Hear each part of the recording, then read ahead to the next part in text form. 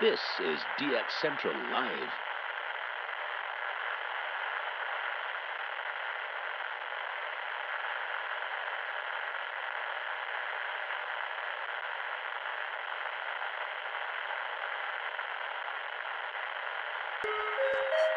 This is DX Central Live.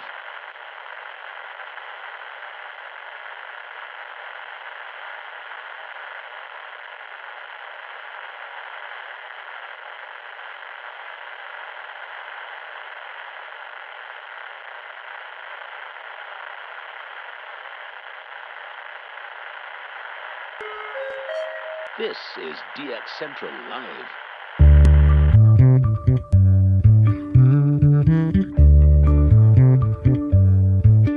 Welcome to DX Central Live, Season 5. We will be starting the show soon, so make yourself comfortable and be sure to join in on the conversation happening in the chat. Also, don't forget to submit your shout-outs so we can celebrate together. The shout-out submission link is in the video description for our live stream. If you aren't already a subscriber, be sure to hit the subscribe button.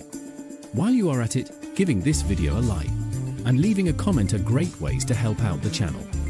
We thank you for your continued support and look forward to seeing you in just a short while.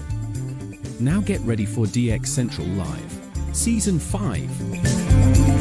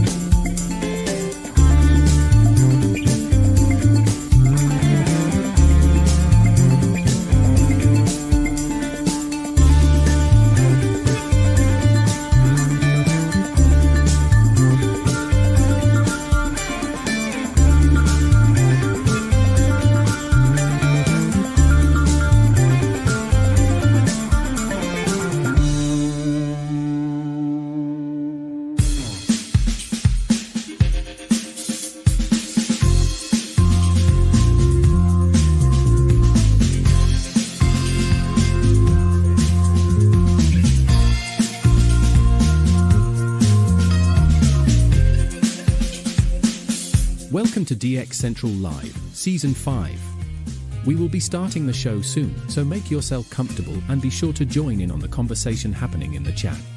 Also, don't forget to submit your shout-outs so we can celebrate together. The shout-out submission link is in the video description for our live stream. If you aren't already a subscriber, be sure to hit the subscribe button. While you are at it, giving this video a like and leaving a comment are great ways to help out the channel.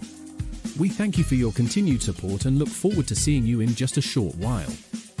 Now get ready for DX Central Live, Season 5.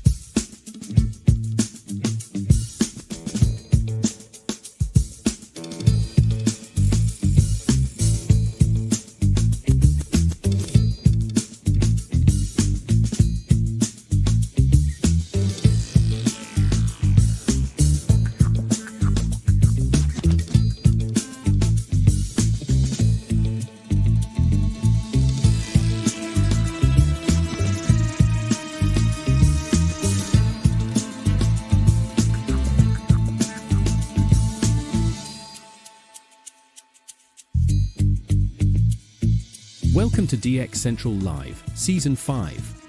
We will be starting the show soon, so make yourself comfortable and be sure to join in on the conversation happening in the chat. Also, don't forget to submit your shout-outs so we can celebrate together. The shout-out submission link is in the video description for our live stream. If you aren't already a subscriber, be sure to hit the subscribe button.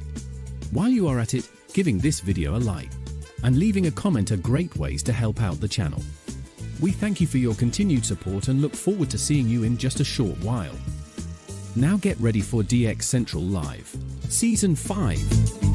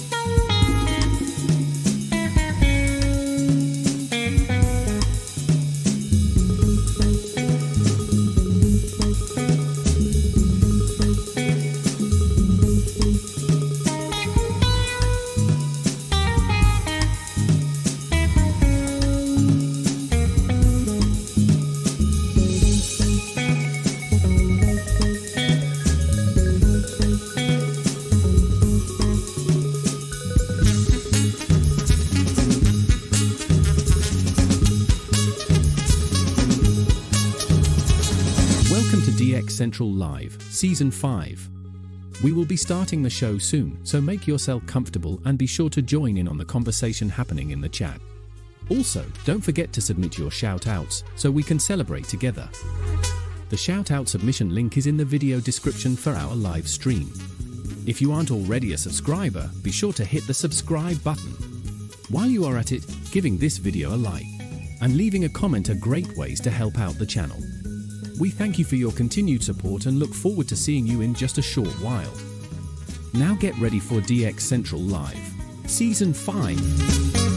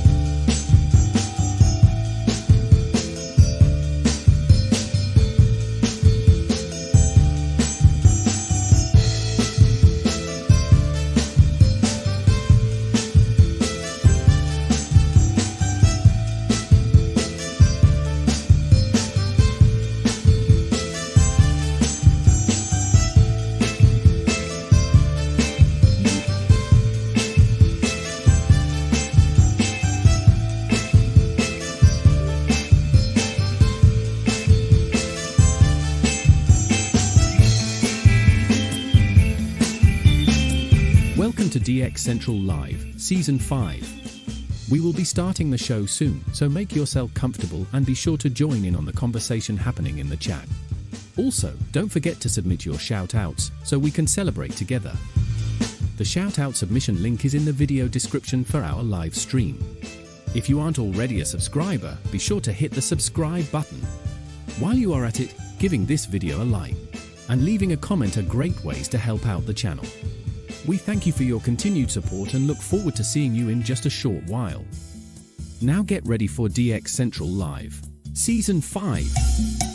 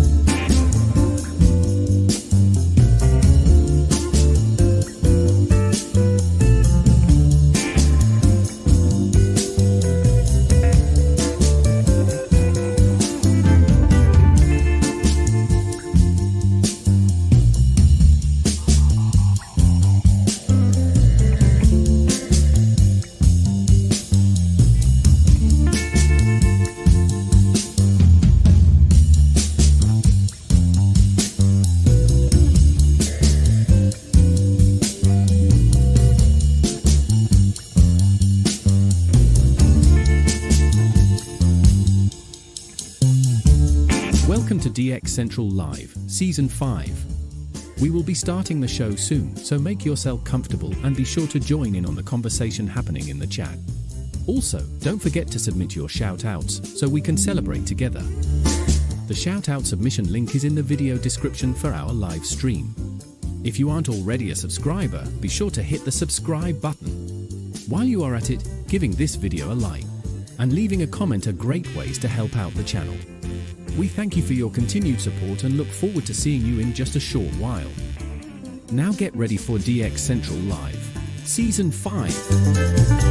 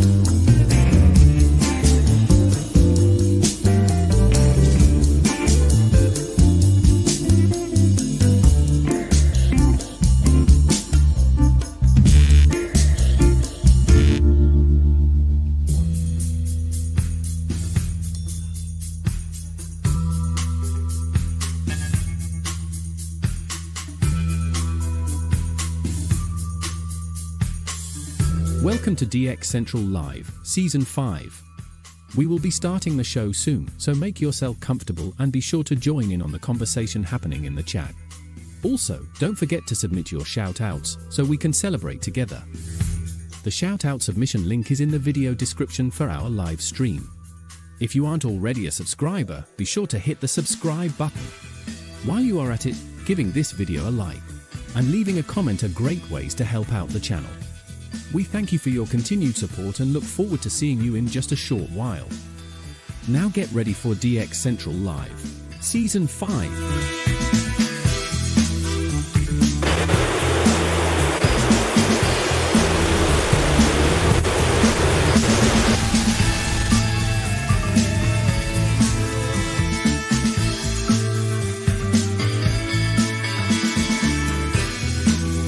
This is DX Central Live.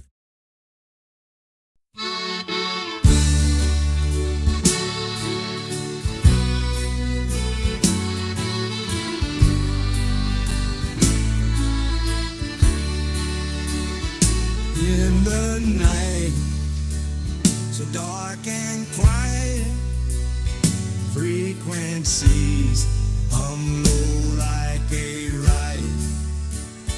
Tuning in with all my might, searching for a voice in flight. Cajun air, it holds the sound. Radio waves from town to town. Static crackles, mix and turn, waiting for that name to learn.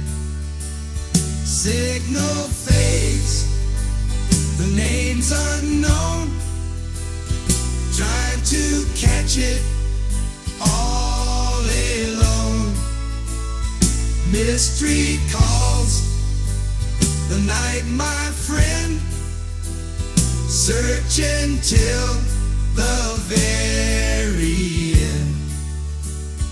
Moonlight dances on the dial, rumbling with that Delta style. Notes float softly in the wind, still I wait for news to send. Signal fades, the name's unknown, trying to catch it all alone. Mystery calls, the night, my friend, searching till the very end. Bayou whispers keep me still, craving for that lingering thrill. Misted voices lost in haze, echoes in this southern maze.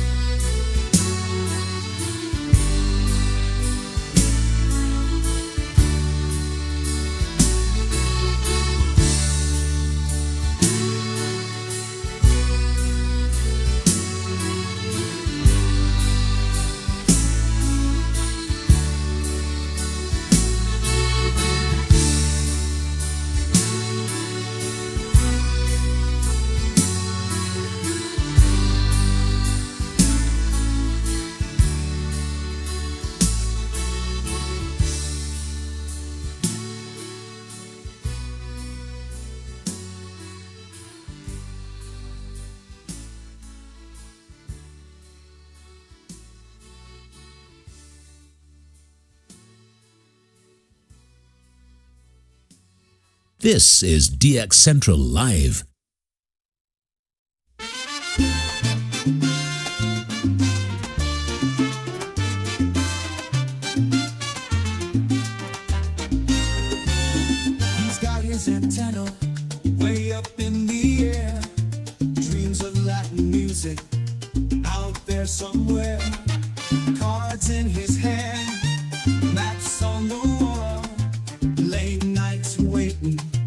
gets no call.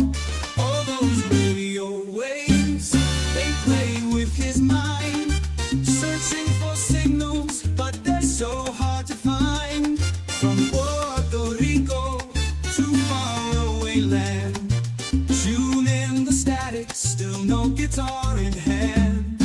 He's there in the darkness, waiting for a sign, humming to the silence with a hopeful line. But the airwaves are quiet, nothing comes through. Just another night, feeling deja vu. Oh, those radio waves, they tease and they taunt with promises of rhythms, but give him just one. From Puerto Rico, he's searching afar, dreams of a broadcast beneath the bright star. And in his small room, by the glow of the moon, he waits for a melody, morning or noon. Signals may fail, but his hope never fades. Seeking the music, his spirit demands. Another dawn breaks, he's still at the dial. With every sunrise, he promises a smile. From Puerto Rico to faraway land, tune in the static, still no guitar in hand.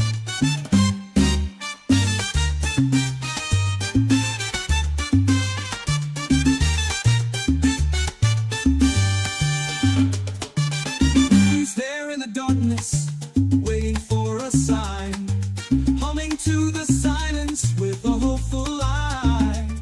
But the airwaves are quiet, nothing comes through. Just another night, feeling deja vu. Oh, those radio waves, they tease and they taunt with promises of rhythms, with a hopeful line. But the airwaves are quiet, nothing comes through. Just another night, feeling deja vu. And in his small room, by the glow of the moon, he waits for a melody, morning or noon. Signals may fail, but his hope never fades. Seeking the music his spirit demands.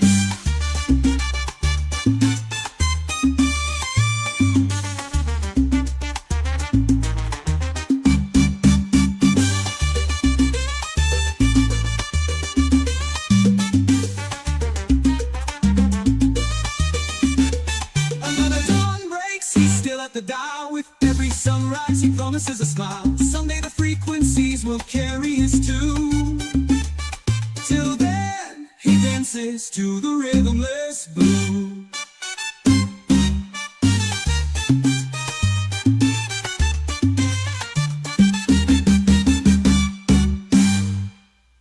This is DX Central Live.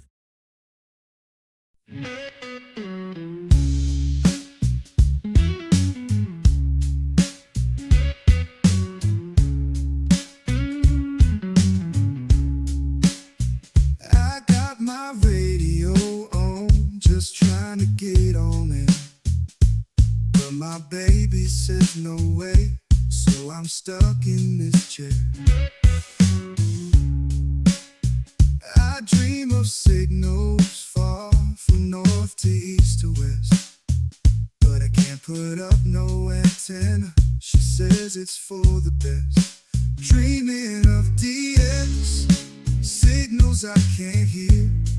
My baby won't let me, so I'm sitting here in tears.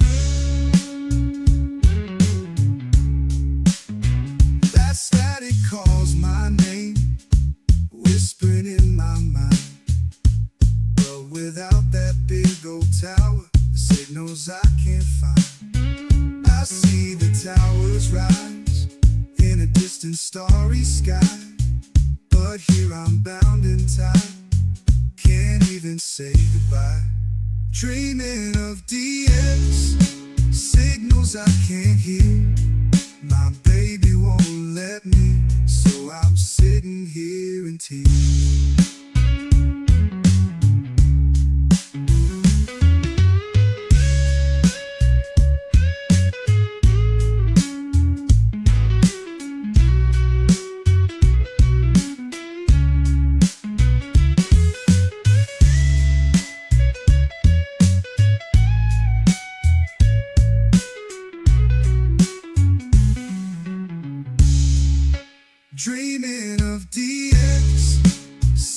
'cause I can't hear.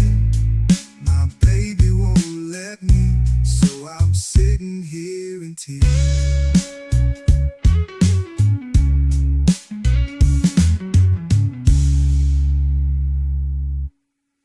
DX Central Live is brought to you in part by...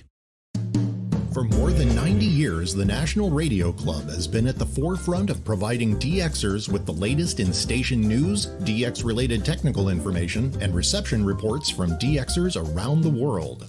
The NRC's AM radio log, now in its 45th edition, is the most expansive and detailed resource of station information for US and Canadian radio stations that is available in any format. The club's publication, the DX News, is available in both print and electronic format and provides the latest information on call letter and format changes, construction permits, and other information to help keep DXers informed of the latest updates they may hear on the air. For more information, visit their website at nationalradioclub.org. That's nationalradioclub.org. With a lifetime membership, the International Radio Club of America gives DXers incredible value by putting important station information right at your fingertips. The club's e-publication, the DX Monitor, includes DXer loggings, station information updates, international loggings, and more. Other club publications include the IRCA Mexican Log, a must-have resource for any DXer that chases stations from Mexico, the TIS HAR list, the IRCA slogan list, sunset sunrise maps, and DXer technical guides. The joint IRCA-NRC email reflector and groups.io group is a hub for real-time DX conditions, station news, and DX-related conversation. For more information, visit ircaonline.org. That's ircaonline.org. Through crashes of static in quiet hours, we listen.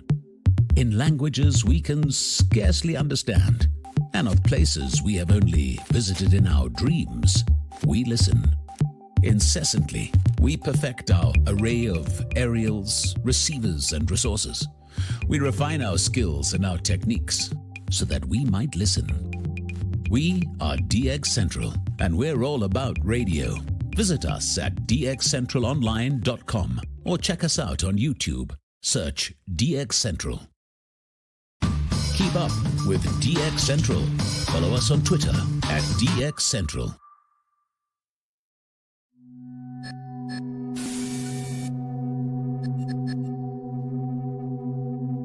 This man told me to say you're watching DX Central Live with Lloyd Van Horn.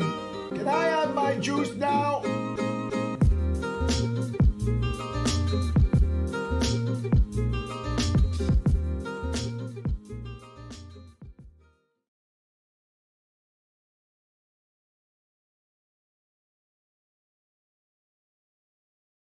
Previously on DX Central Live. From Studio A at North Shore Studios, Season 5 of DX Central Live is back, baby.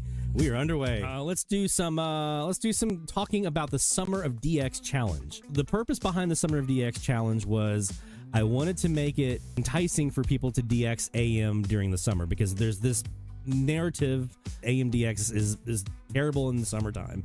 It's not even worth your time. Just don't even do it. And I wanted to have some data behind it to be able to prove that's just bunk. There's no truth behind it. Carl, where you at, buddy? You're our winner. You are our champion of the 2024 Summer of DX Challenge. 4,090 points for Carl. And there we go. There you go, Carl. You did it, man. You climbed to the top of that mountain. You didn't stop. You just kept DXing like a champion. And you are a champion. All right, let's talk FM DX, shall we? This FM season, it was pretty bad, especially on the East Coast. You guys got just robbed. The other bright spot that we had, though, was FM Meteor Scatter. So let's talk about that, because I had never really dove into Meteor Scatter before. I always kind of thought it was a bit above my ability level. I had heard about it, and I heard what people had to do to get it, and I was kind of like, I don't know if I can really do that. But then this year I said, no, I really want to figure this out. I want to be able to get FM catches via Meteor Scatter besides the RDS autologger. Also in Studio B, we have an Airspy R2. That is where we have our weather DX set up. and I'm actually going to take you there now. So let's go ahead and go to our Weather DX setup here. This is here. This is SDR Sharp running our Airspy R2 with 162 megahertz J-pole, sitting about 21 feet with a Kitz KT501 low noise amplifier.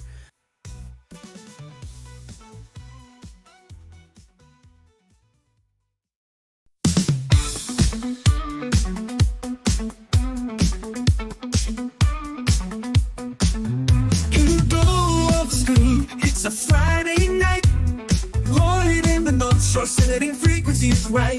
AM and FM, the airwaves collide. DX Central Live, where the signals can't hide. Tuning in the static, chasing down the sounds. Every single signal is magic we have found. All radios hum, the chatters all agree. DX Central Live is the place to be. Folks in the chat, shout out your call. From east to west, we're breaking down the walls. It's the magic of the night, where frequencies fly. Join us now on DX Central Live. From the Gulf South to your corner of the world. This is DX Central Live. Now here's your host, Lloyd Van Horn. From the North Shore studio here in Studio A in Mandeville, Louisiana, it's DX Central Live, Episode 2 for Season 5. Greetings, my friends. Happy Friday evening to you all. Glad to have you joining us yet again. And see a lot of folks over here in the chat talking right now. Love to see you guys doing that. We want to get your shout-outs in so we can get the pats on the back going and the high fives. And, of course, we got to get the horn of victory blowing. So go to dxchallenges.com/shoutout. Get your shout-outs in. We got a new frequency range we're going to be announcing tonight for our weekly medium wave frequency challenge. So make sure you stick around for that later on in the next hour. We've got top of the hour coming up here in a little bit. Live DX sessions. We got a lot to get to. As always, we always have a lot of things kind of jammed in here into these several hours that we're together on Friday nights. Tonight, definitely have quite a bit to talk about. We have a new SDR hitting the market here pretty soon. From the folks at SDR Play, so we're going to talk about that and kind of some of the information that's available on that one. It was just announced today. We're going to be talking about FMDX, as we promised you that we would here for Season 5. We're going to be including FMDX every week. We're going to do some Meteor scatter review of some recordings we made yesterday morning, actually. And we're going to talk about I don't even know if I'm saying this right, the Orionids? It's the Halley's Comet meteor shower, right? We're circling into the debris field left by Halley's Comet when it came through. There's some pretty big rocks in there, and this is one that is now underway. Is going to peak around October 20th or so, right around Mama's birthday, and it's going to run through November. I think the 22nd, I think, is when it finally kind of gets out of the picture. So we're going to talk about the Orionids meteor shower. And what you can do with that for FMDX. Of course, we have some Weather DX to talk about. We introduced that as our new DX mode here on DX Central Live last week. And for FMDX, we have some new stuff to show you this week. Speaking of SDR Play, they released a new version of SDR Connect, which I haven't downloaded yet, but we're going to talk about that a little bit. So much to get to tonight, guys. So much to talk about and get to talking about some DX, doing some DX, having some fun. All right.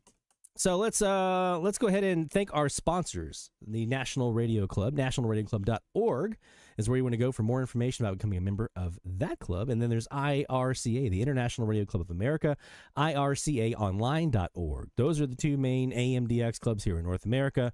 And make sure that you join. IRCA has a lifetime membership. NRC is yearly, but you get your choice of if you want the e-bulletin to come to you, which now includes the D-Extra segment, where they have a little extra stuff that couldn't fit into the main print version of the DX News bulletin that they send out. You get discounts on some of their publications, just like you do in the IRCA. There's the IRCA NRC group forum on groups.io. And so there's a lot of benefits for joining the NRC and the IRCA. I'm very happy to announce we'll be adding a new sponsor next week. So be giving you guys more details about that. But we're adding more sponsors as we go along here to DX Central Live. So very excited about that. So if you have a sponsor that you would like to see as part of the program, make sure you drop me a line at info@dxcentralonline.com. If you have some contacts somewhere that you would like to connect with us, we'd love to have them join and be part of the program as well. And with that in mind, let's do our first live DX session of the evening, shall we? Of course, this live DX session is brought to you by the National Radio Club. Again, nationalradioclub.org is a website for more information about membership. If we get enough of those sponsors, we'll take care of those ads, Barry. If we get enough of those sponsors, we'll get rid of them. I don't care if YouTube plays. Well, they're still gonna, actually, I had to take that back. They're still going to play ads. That's just what YouTube does. But there you go. That's what I got going on here. So, all right. So we're going to start off here by doing a couple of looks around the shack and see what we have available to us here for SDRs tonight for our first DX session. We are on the Perseus right now, and right now that means we're on our 22 by 72 foot SuperLoop. It's oriented at 15 degrees rather. Here in the backyard. Also in the Perseus, and I haven't set up a nice little thing here where it's got the stuff on the screen yet because it just got put up yesterday. We have a brand new 12 by 48 KAZ in the northwest southeast configuration, 305 and 125, I think it was. Yeah. 12 by 48 KAZ. That's to replace our massive 20 by 97 foot SuperLoop that got taken out with the tree that had to get cut down. So I had to improvise and do something a little bit different. So we're going, I'm going smaller footprint on this one just to show that you can get great results with a smaller footprint KAZ. And I am already. We're seeing some results. Got a new station logged yesterday. We'll talk about that later on. But we are doing those two antennas here into the Perseus. As always, we also have up here up top, we have our KiwiSDRs. This is the shortwave central KiwiSDR with our KAZ antenna at 150 degrees.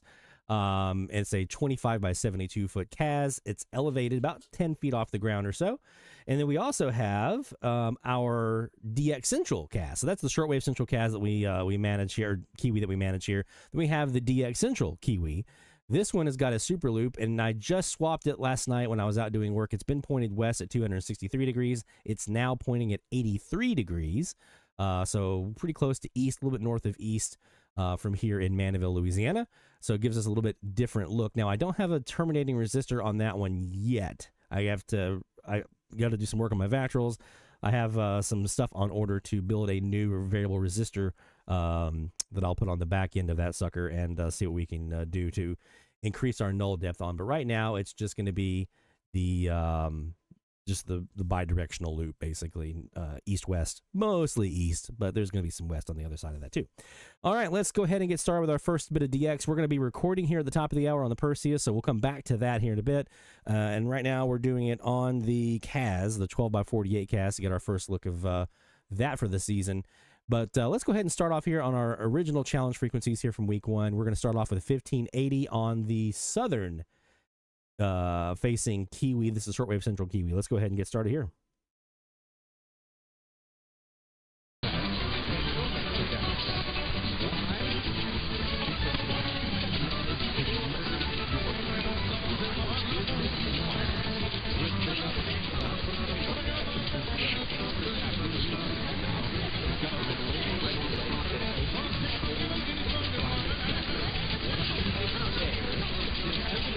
So we actually did get some good stuff this week here on the frequency range. I hadn't done a whole lot of DX on it before this week, before last night actually.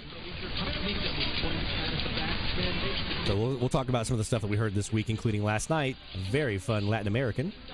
Government contract was on the line. Once government controls you, well, then you're already finished. The stupid, super wealthy, the Mark Stevens of the world, why are they such rich Democrats? All right, so we've got here on 1580, we've got a talk station, which is probably Punta Gorda, Florida, the UCCF. Heard them a couple times, and plus that antenna's pointing in that general direction.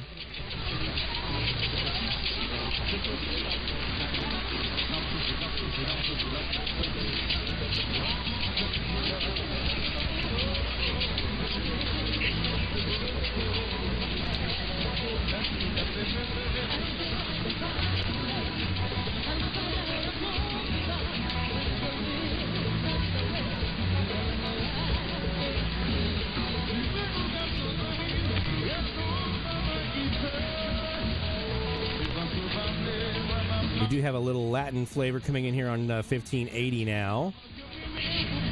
More than likely, that's WSRF.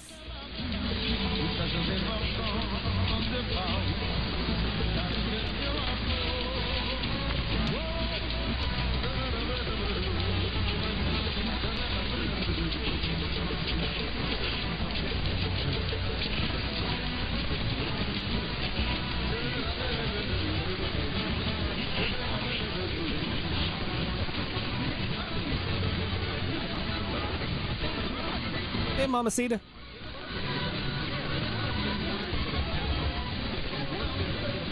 This is the Kiwi SDR that's over at her house around the corner from me here with that amazing antenna. I was actually over there doing some work on it last night.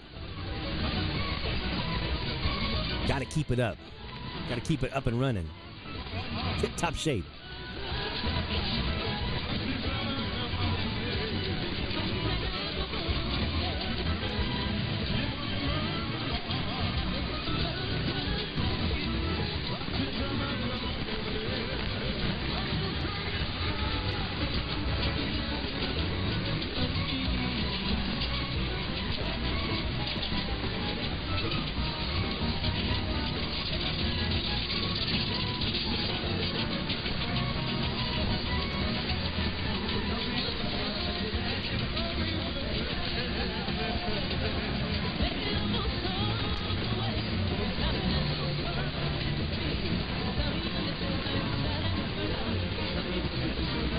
Let's do a quick check real quick of the DX Central Kiwi, and it has to be refreshed real quick, which is not a problem.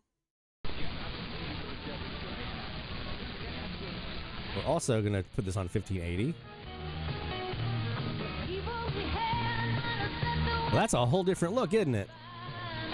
I mean, that's a whole different look compared to what we were seeing. Now, that just shows you, that's my outdoor front yard SuperLoop pointing east. This is the other KAZ pointing south on the same freak. Wow. That's crazy. All right, you know what time it is, folks. Bill, if you're on the chat, go ahead and fire up those sirens, my friend.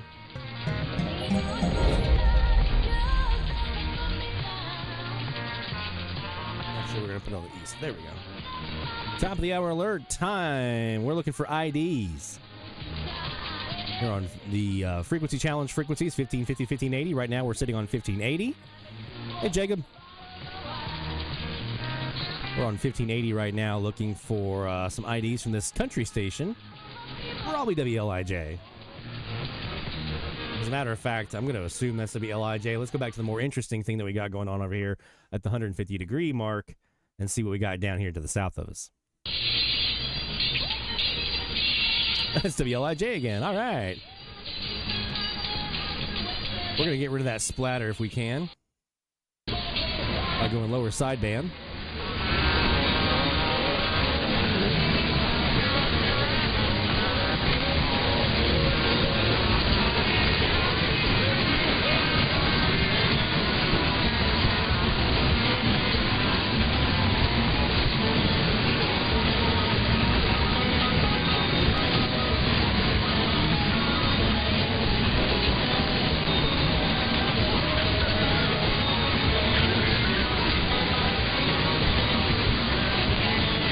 Lincoln in here talking about some of the radios he's using. Got a couple pocket radios, Texan PL330, Sony CFD F10, Super Radio 3. Got one of those sitting up here in the cabinet. Love that radio.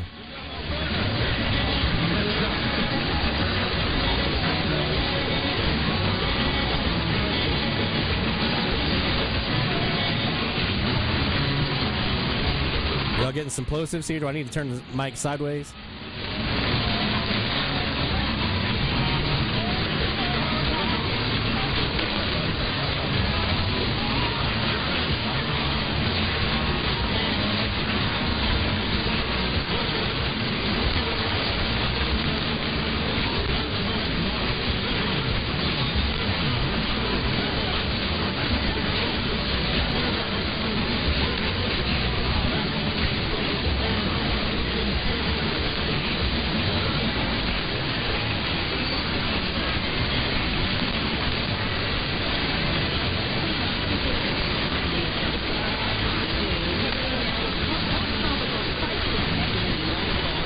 Got Fox News in there right now. Not sure who that's from.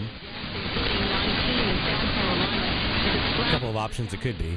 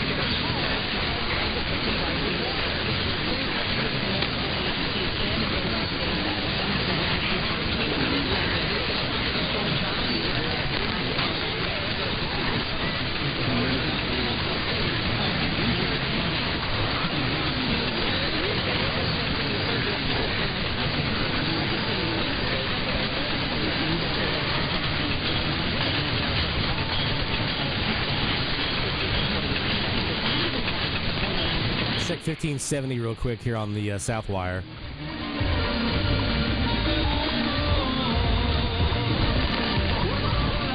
See if we can maybe hear. I doubt Guatemala's coming in. They usually come in a little later.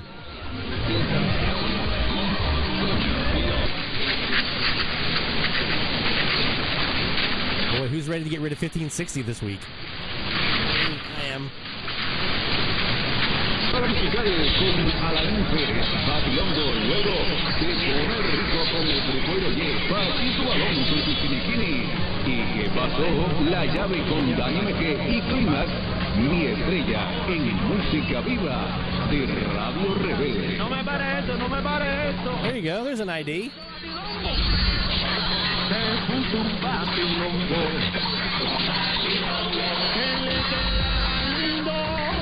You hear Moro?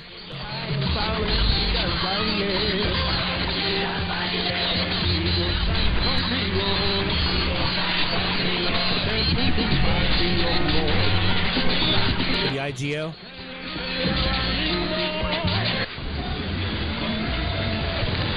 I wonder if I can do them better on the East Wire here.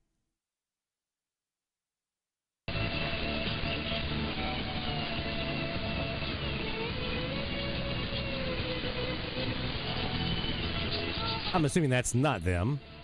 Oh, we're on the wrong freak, that's why.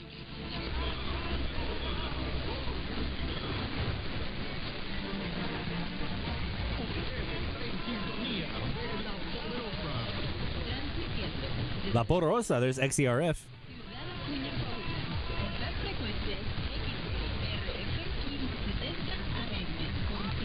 All letters.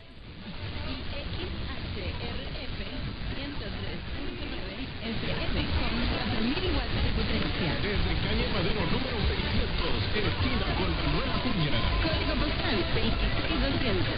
Teléfono en cabina 877-772-6307. Desde el interior de la República Mexicana, 800-700-1560. La Poderosa es una emisora del Instituto Mexicano de la Radio.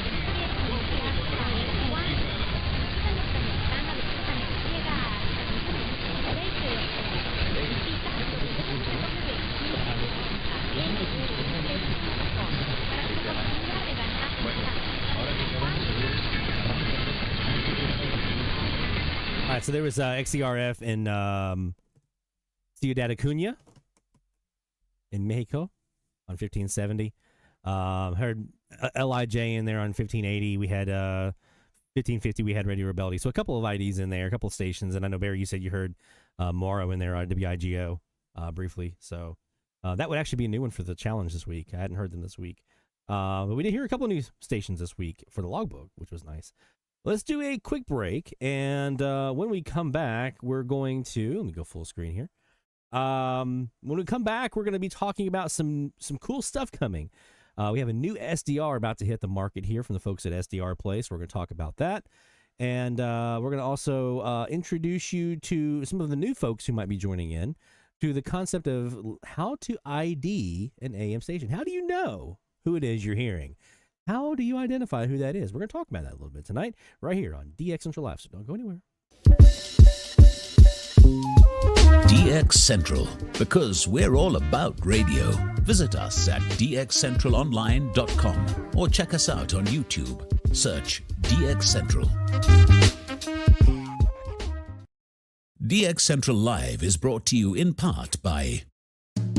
For more than 90 years, the National Radio Club has been at the forefront of providing DXers with the latest in station news, DX-related technical information, and reception reports from DXers around the world. The NRC's AM radio log, now in its 45th edition, is the most expansive and detailed resource of station information for U.S. and Canadian radio stations that is available in any format.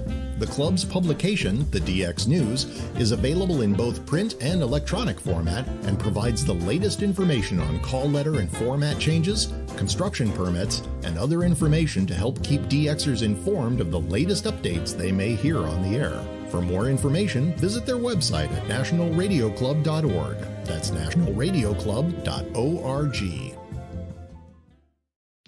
With a lifetime membership, the International Radio Club of America gives DXers incredible value by putting important station information right at your fingertips.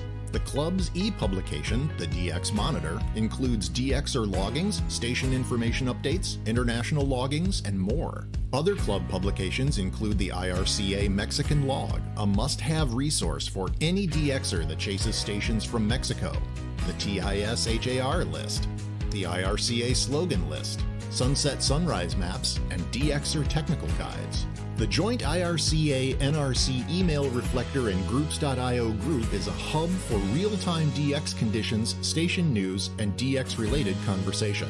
For more information, visit ircaonline.org. That's ircaonline.org. Through crashes of static in quiet hours, we listen. In languages we can scarcely understand, and of places we have only visited in our dreams, we listen. Incessantly, we perfect our array of aerials, receivers, and resources.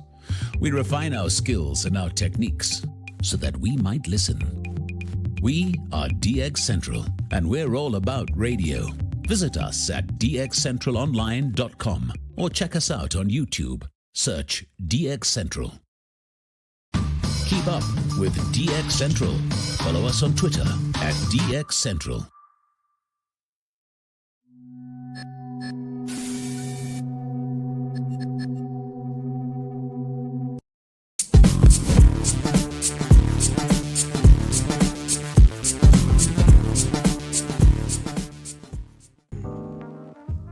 You guys ready for this? I don't remember any DXer having a week like Sean Kuzco in Champaign, Illinois. He's a ham radio operator KX9X. The totals: 24 new logs this week, 2 new Canadian provinces, 1 new Mexican state, 2 new stations of Louisiana. That's a double dose of that gumbo, baby. And a new station out of Wisconsin. It's a pipeline like that.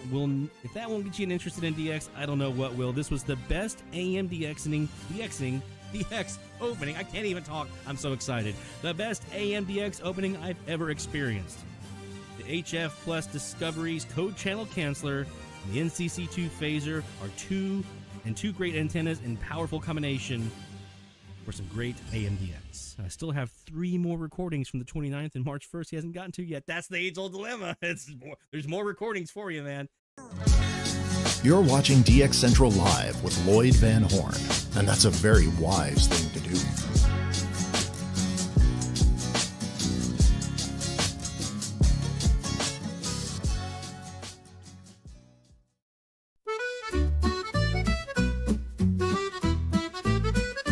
Then the snow so deep and cold, up in the north, you know, a man brave and bold, his story must be told.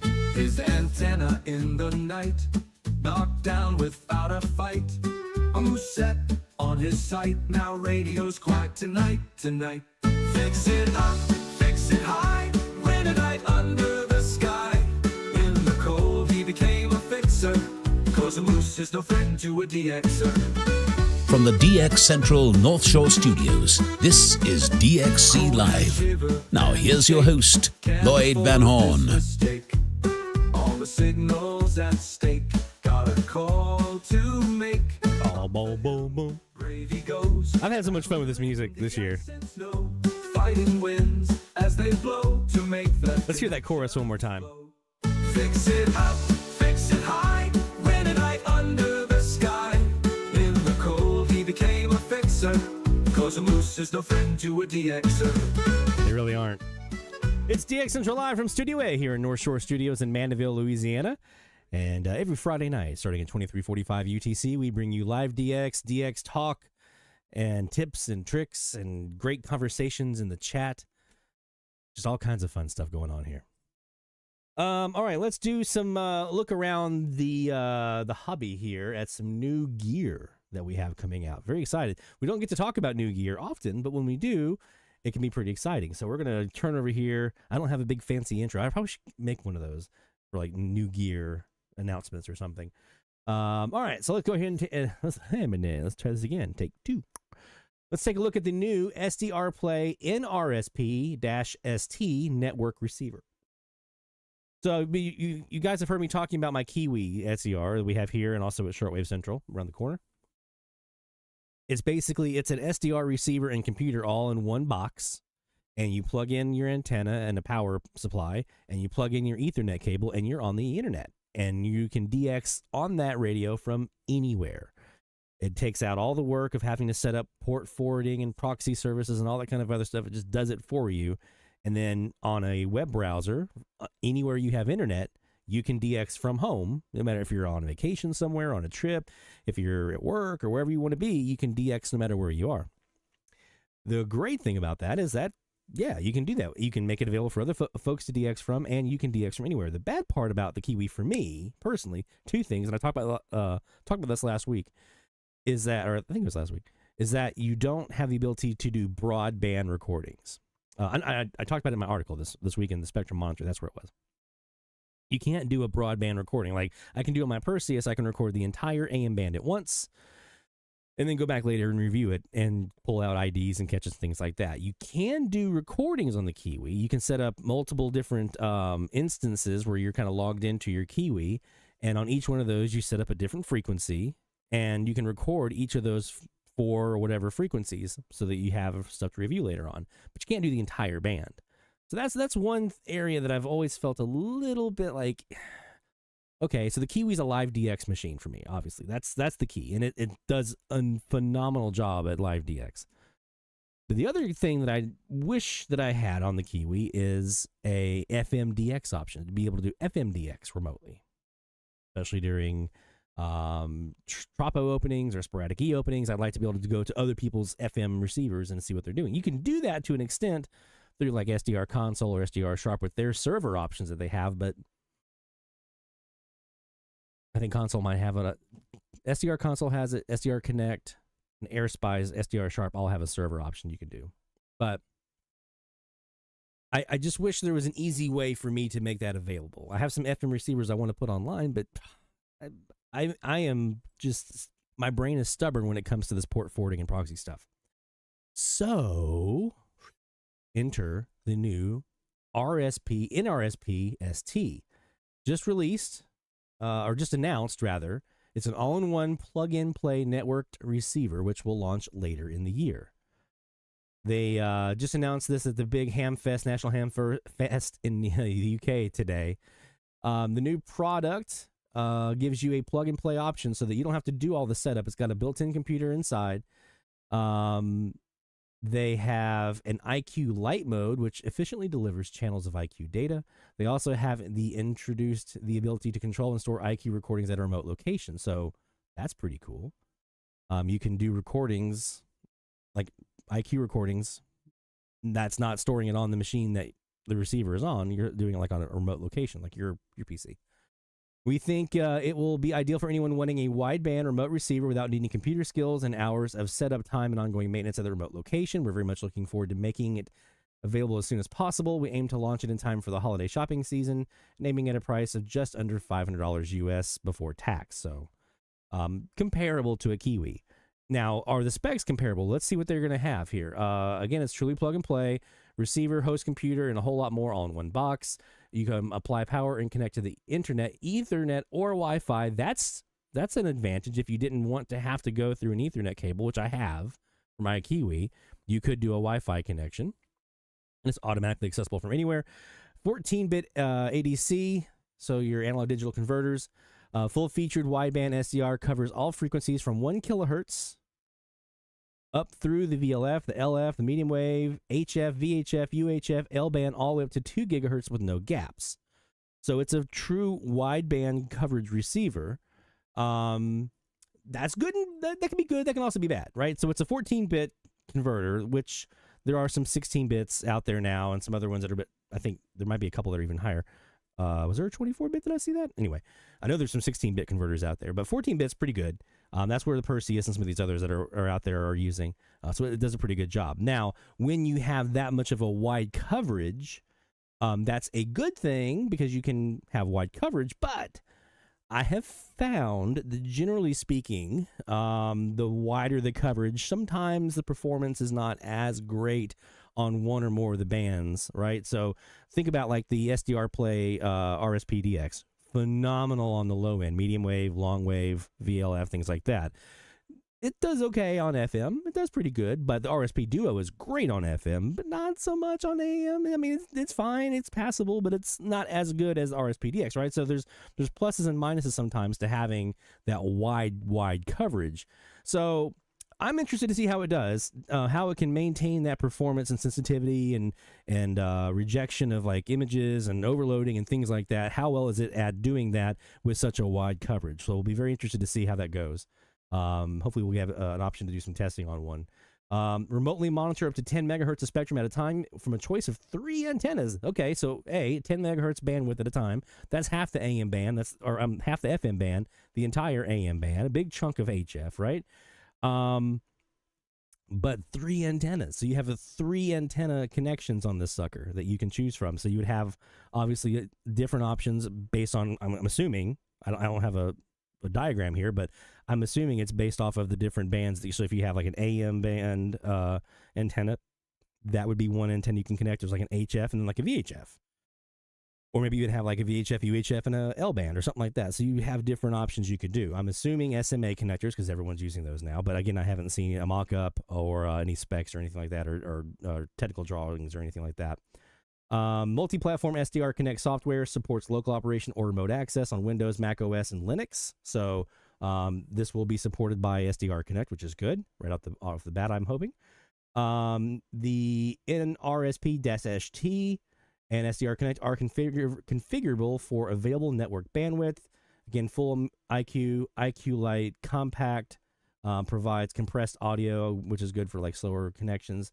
I thought there was an option that I saw in here. Oh, let's see. Flash upgrades for feature enhancements. The ability to record IQ and audio files to a NOS device if available on the LAN. Here it is. 2 remote connection options. You can use a remote SDR client, so you can actually go through their native software through SDR Connect, or you can use the built-in web server for remote access from any web browsing capable device, including Android, iOS tablets, and phones. That's key. Having that web interface to be able to log in. So if you are on like your phone, obviously I'm not going to have SDR Connect on my phone, but I could go through a web browser interface to get to it. That's really, really nice. That makes it comparable to the Kiwi there. So I think there's some good stuff here. I'm really excited about I'm excited about the wide coverage, AM, HF, and FM.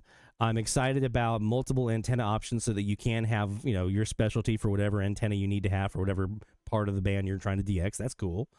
So yeah, I'm looking forward to trying it out and seeing what the new NRSP-ST can do on those bands. So you guys know our focus here is AM, FM, and weather DX, which will also be available here through this receiver. So you'll be able to do that as well. So yeah, I think we're going to try that out hopefully and see what's available. So this is the new SDR Play NRSP-ST networked receiver, just announced today by the folks at SDR Play. So very excited about that. All right, so that is that piece. So you guys in the chat earlier talking about the SuperLoop antenna. So let's talk briefly about the SuperLoop. because you guys know I've been using one now for about the better part of a little over a year now. A couple of different SuperLoops. When I'm also a big KAZ guy. KAZ. I wish I had the room for a DKAZ, but just KAZ is. So I have one KAZ right now and two SuperLoops, and then there's the other KAZ at Mom's place. So let's talk a bit about the SuperLoop, what it can do for you, how different is it from a KAZ. And let me go here. SuperLoop. I'm going to go up here to BAMlog, Bruce Conti's website, Bruce's AM log. And it's one of the top things you can go to right here is the SuperLoop antenna. So this is the overall design of what it looks like. Okay, so it's very similar. It is a terminated loop antenna, just like the KAZ is, although the KAZ is a terminated delta loop, and this is a more traditional like square rectangle shape. So you'll have a couple of different things. You're going to have one wire that starts at the base on one side, goes up a vertical support, and then across horizontally to the other vertical support, down that vertical support, and then there's the other connection on that side. And then the second wire you'll need is a ground or base wire. I usually call it base wire, because I don't want to get it confused like ground wire, like ground rods and stuff, right? Although it kind of functions in that capacity here. You have a base wire that stretches between those two supports the entire horizontal length. So basically you have, let's say this is a 20 by 70. I would have 70 feet of horizontal room here, 20 feet and 20 feet. That's 110 feet, plus another 70 down here for 180, or 190, sorry. Did I do the math right on that? 40? No, I did it wrong. 40 plus 70 is 110, plus 70 is 180. I had it right the first time. Okay. So you'd have 180 total feet of wire that you would need. Probably a good, I use 14 gauge and it works fine. 12 gauge is also really, really strong. I would not go much lower than 14 gauge because you're looking at, it's just not going to be as good at grabbing signals. I've experimented with like a 20 gauge wire, 18 gauge. It just didn't do the trick. So 14 gauge is kind of a nice sweet spot. 12 gauge seems like it's really, really good. I prefer stranded wire because it's easier to work with. But you guys might have preferences that differ from that. So you'll have your top wire. I call it kind of the top U, upside down U. That's going to go from up the vertical support, across, and then down. And on that side, on one side, you're going to have a transformer, or if you have one of the like Wellbrook FLG100LNs, which is what we use here at DX Central. You can also use a W6 LVP experimenters kit. I've got one of those been testing out. But you need a 16:1 RF matching transformer on one side. That is your signal side. That's your DX side. So whatever side of this antenna, wherever you're kind of pointing it in your yard or whatever, wherever that transformer is, that's where the signals are going to come from. Okay. On the opposite side is your termination. And all you need for that is a terminating resistor. You can have either one fixed value resistor, like 1,000, 1,200 ohm resistor that you pop in there and put in between those two wires coming in. Or you can make a variable resistor. We have a video here on our YouTube channel on how to do that, how to make the variable resistor. So you can do that as well. You can, and that's what I use. I use a variable resistor, usually something on the order of about 0 to 2,000 ohms or so. I do have one that's up to 5,000 ohms. That might be a bit overkill, although I do have a nice knob on there that makes it easy to kind of tune in, but that might be a bit overkill. Something in the 0 to 2,000 range for your variable resistor is probably good enough. Okay. And so that's on the back side, the opposite side of where you have your amp or your transformer. And on that side is the null side. So anything in that direction is going to be nulled or reduced in signal strength. And basically what you're doing is, a loop is usually bidirectional, right? So it's going off of this side and this side. You're cutting that in half, and you're allowing signals from that side that you want signals to come in to be like the dominant, right? And we're trying to get rid of anything on the other side of that. So as an example, my northwest southeast SuperLoop that I had, anything when I was looking southeast for like the Caribbean, Central America, anything northwest would be attenuated and nulled down. Anything in the southeast was allowed to come through, right? There are different ways you can do that attenuation with the null on the backside. You can do the variable resistor. You can do the fixed value. You can do a vactrol if you know how to build one or know someone who does or can find one. Those vactrols are really good for doing that from inside your shack. I've got a couple here I need to do some work on, but they're there. And that's really it. The dimensions on this one is the thing for me that makes the SuperLoop really, really interesting, and kind of the flexibility of it. So think about a KAZ.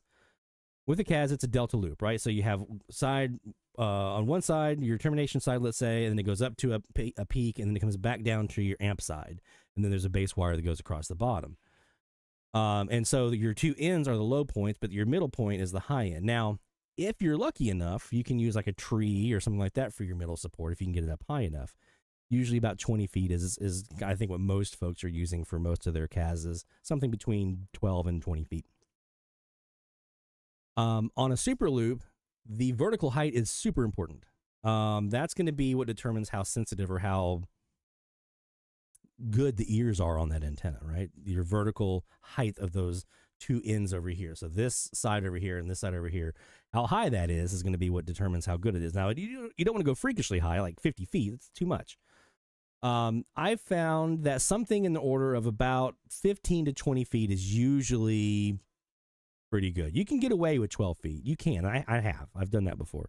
But something in the order, if you can pull off something in the neighborhood of 15 to 20 feet, that's pretty good. Okay, 25 if you're feeling frisky, 12 if you're, needing to kind of keep it down for whatever reason. That's fine. That'll work. But something in that 15 to 20 foot range is really, really good for a SuperLoop. And here on Bruce's website, if you go scroll down, and as far as the horizontal distance, by the way, anything from 30 to 70 feet is going to be superb. I've got the 50 footer. I got a 15 by 56 footer out in the front yard, 22 by 72 in the backyard. Okay. And that's just because that's what I could do. That's what I had, because and this is one of the great things about the SuperLoop for me, I'm using trees on either side. So I went out in my backyard and I said, okay, I got a tree over here, and I'm looking in directions that are favorable for me to DX from.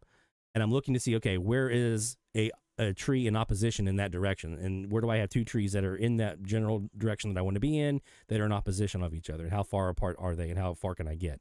And do I have any low-hanging branches or some mid-level branches that I can kind of sling this thing over? So that's how I designed my SuperLoop. Now, I'm doing a whole video about this for the YouTube channel. It's on my list. I got a couple more ahead of it, but it's going to be out on the YouTube channel, hopefully, in the next month or two. But you're looking at something 15 to 20 feet in height. You can use kite poles. You can use painter poles. You can use trees, right? But whatever you can do to get that up.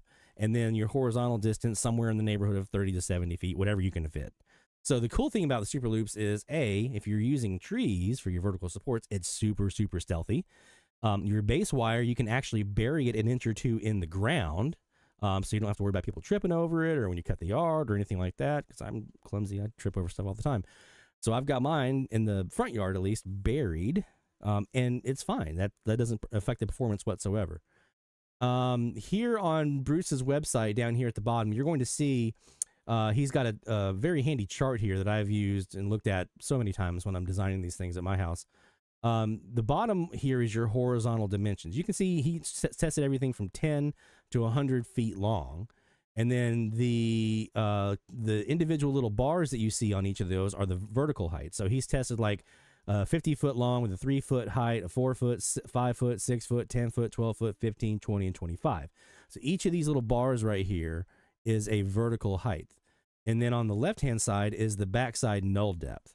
So what this is going to do is this is going to show you where you get the maximum backside null depth. So if you want to be, the biggest, baddest one that you can get, 50 feet long, 15 foot high is where he tested out, had a 55 plus dB maximum null in the 15,000 to 1500 kilohertz range.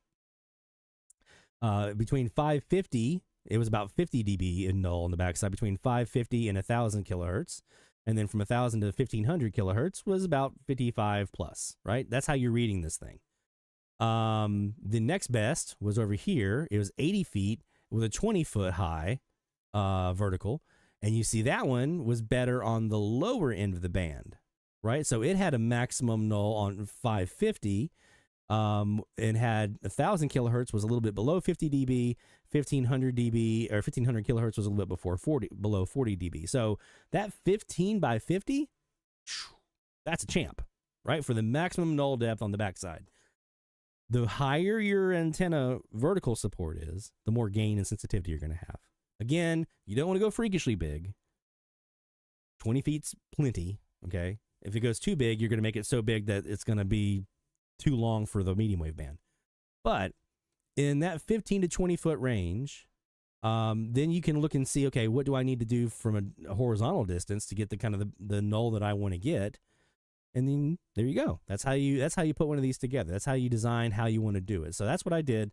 That's why I have a 15 by 50 out in the front yard, and it works really, really well. And you can hear that here on our Kiwi, our DX Central Kiwi, whenever you want. You can go up there and take a look at it and see what we're getting, because it really is really, really good. So that's the SuperLoop. Again, we're going to have a video on that coming out here in the next month or so when we put all the clips together. I was out shooting yesterday on that, actually. As far as those vertical supports, I just saw somebody mention in the chat. Yeah, definitely don't use metal poles. That's going to affect your directionality and your pattern on the antenna. Fiberglass kite poles are good. I've not had great luck at them lasting a long, long time. I've had them get brittle and break and snap, or they get real bendy, especially in the wind that we have down here on the Gulf Coast during storms and stuff. You can use those fiberglass poles. A lot of folks use them, and they have great success with them. You drive a rod into the ground, you put the pole on top of it, and there you go. You're done. And you have your wire going through the top. You can use painter's poles, especially if you're doing like a 15-footer. They have, like, you can get a 15-foot painter's pole for not a whole lot of money from a box hardware store, and they work really, really well. I've got a 12-foot painter's pole outside right now for my 12-foot by 48-foot KAZ. That's my vertical support, is a 12-foot painter's pole. Works great. And then if you are using a tree, you can, if you're doing like a 15, 20-footer and you have a ladder that can get you up in there, that's the easiest way to do it. Just put your ladder up, go up there, whew, right over the limb, and then you're good to go. And I'll talk about this in the video, but if you're wanting to do maintenance on this or be able to bring it up and down for storms and things like that, you may want to use some pulleys. There are some marine grade plastic pulleys you can get on like Amazon and things like that. They'll make that a lot easier. Get some rope, put that up there, and then put your antenna through that pulley, and then you're good to go. So you can bring that up and down much easier. But trees are my favorite. Obviously, if they get blown down or the branch that you're slung on top of comes falling down or anything like that, that's a whole different thing. But that's what I'm using right now for all of my SuperLoop supports are trees, and it works really, really well. If you don't have an antenna or a ladder rather that can get you up into the tree to sling it over a branch, you can use like an arbor line that you can just sling it up. I have an air cannon, a Airboss air cannon that I use that you put air into a PVC tube, and then you open up a valve and it shoots a fishing line and a fishing weight over a branch, and it comes back down. Then you put some rope on there, and there you go. So there's all kinds of ways you can do this. But the bottom line is you're going to want enough wire to do something on the order of about 15 to 20 feet in vertical height. That's one wire that goes 15 to 20 feet up, across, and down. And then another wire on the bottom. That's your horizontal distance. For the horizontal distance, something in the 30 to 50 or 70 foot range, somewhere in there. And then you're good. And you'll really enjoy these antennas. They're really, really good, really solid antennas. They can be super stealthy if you have HOA concerns, things like that. Really, if you bury that bottom wire, the only thing anyone's going to see is if they go up to your tree, they'll see that sky wire that goes up. And if they're looking for it, especially if you have a lot of tree coverage and things like that, they're going to make it really hard to see that wire going between the two tops of the two supports. Makes it really hard to see. I have to go looking for mine half the time. I know exactly where they are, but I'm still like, where is that? Is it down? No, there it is. So that's the SuperLoop. Super great performers. We'll be showing you some more examples of those here in a bit, and be on the lookout for that video coming out. I'm assuming sometime next month, maybe November at the latest. All right, let's do a quick break. And when we come back, we're back to the DX, my friends. We're going to do some more live DX right here on DX Central Live, so don't go anywhere. More DX and more fun is heading your way. DX Central, because we're all about radio. Visit us at dxcentralonline.com or check us out on YouTube. Search DX Central. DX Central Live is brought to you in part by For more than 90 years, the National Radio Club has been at the forefront of providing DXers with the latest in station news, DX-related technical information, and reception reports from DXers around the world. The NRC's AM radio log, now in its 45th edition, is the most expansive and detailed resource of station information for U.S. and Canadian radio stations that is available in any format. The club's publication, the DX News, is available in both print and electronic format and provides the latest information on call letter and format changes, construction permits, and other information to help keep DXers informed of the latest updates they may hear on the air. For more information, visit their website at nationalradioclub.org. That's nationalradioclub.org. With a lifetime membership, the International Radio Club of America gives DXers incredible value by putting important station information right at your fingertips. The club's e-publication, the DX Monitor, includes DXer loggings, station information updates, international loggings, and more. Other club publications include the IRCA Mexican Log, a must-have resource for any DXer that chases stations from Mexico, the TIS HAR list, the IRCA slogan list, sunset sunrise maps, and DXer technical guides. The joint IRCA-NRC email reflector and groups.io group is a hub for real-time DX conditions, station news, and DX-related conversation. For more information, visit ircaonline.org. That's ircaonline.org. Through crashes of static in quiet hours, we listen. In languages we can scarcely understand, and of places we have only visited in our dreams, we listen. Incessantly, we perfect our array of aerials, receivers, and resources. We refine our skills and our techniques so that we might listen. We are DX Central, and we're all about radio. Visit us at dxcentralonline.com or check us out on YouTube. Search DX Central. Keep up with DX Central. Follow us on Twitter at DX Central.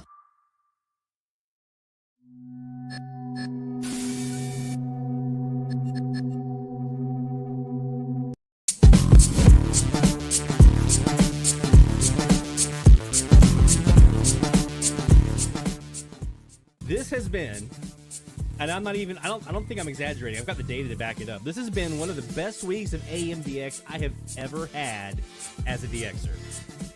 Plain and simple. You're watching DX Central Live with Lloyd Van Horn, and that's a very wise thing to do.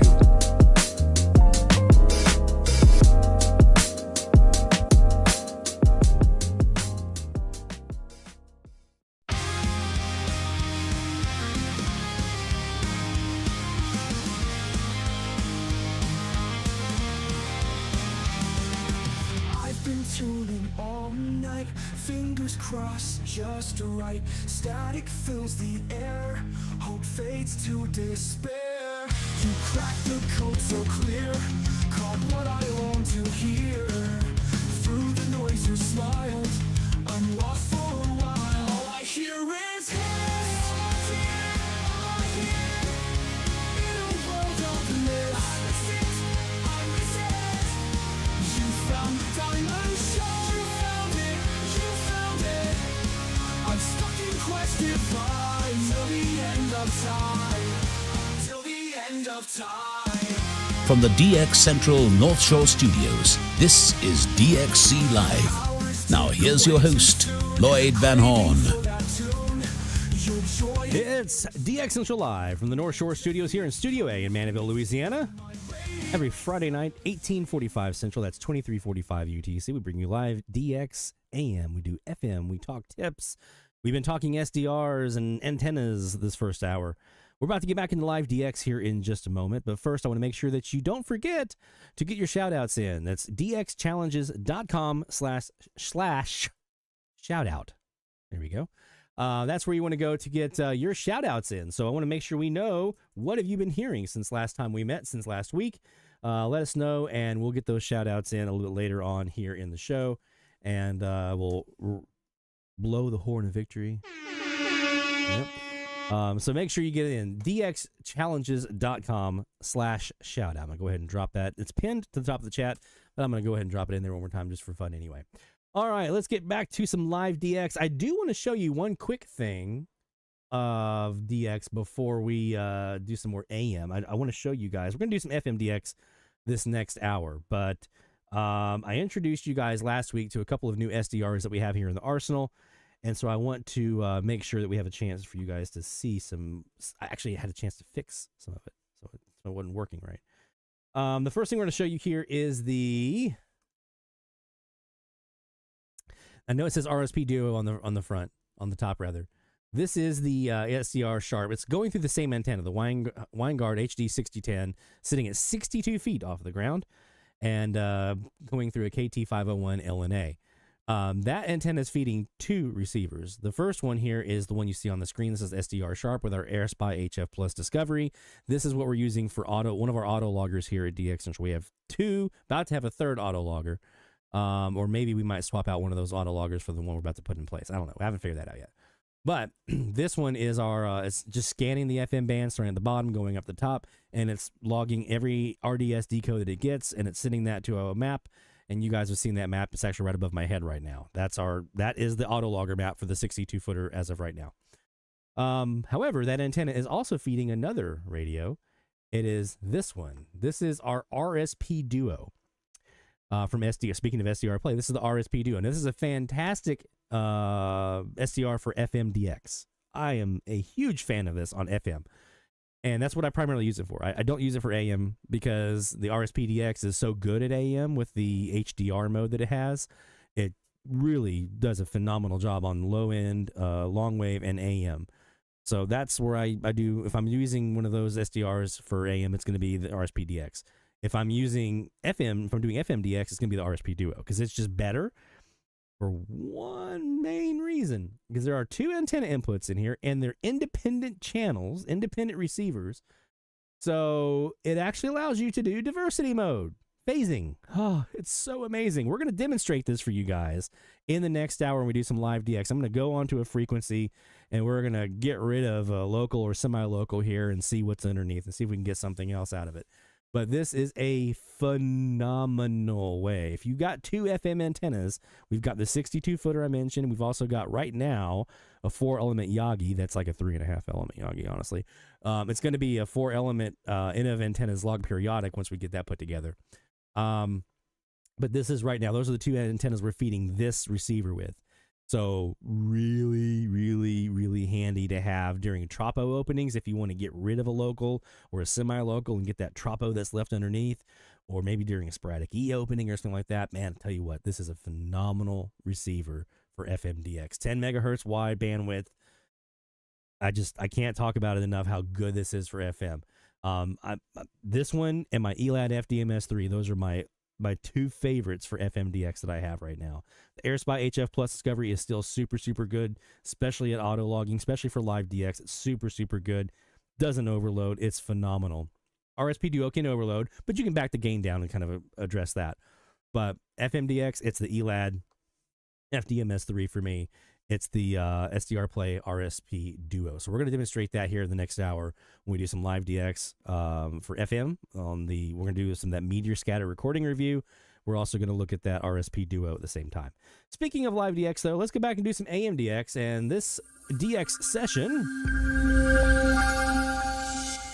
is brought to you by the IRCA. IRCAonline.org is a website for more information about becoming a member today. Again, you get that hold a lifetime membership. Let's go ahead and start here on the Perseus, shall we? It's a little bit past sunset now. We have a little bit better conditions, probably a little quieter. Let's go ahead and look here on the Perseus. We're at 15 degrees. Yeah, we're at 15 degrees here on our 15 degree 22 by 72 foot SuperLoop. So talking about SuperLoops, let's see how one does. I got to fix that phaser. My phaser's got a bad antenna switch. Gotta put some contact cleaner or something on that sucker.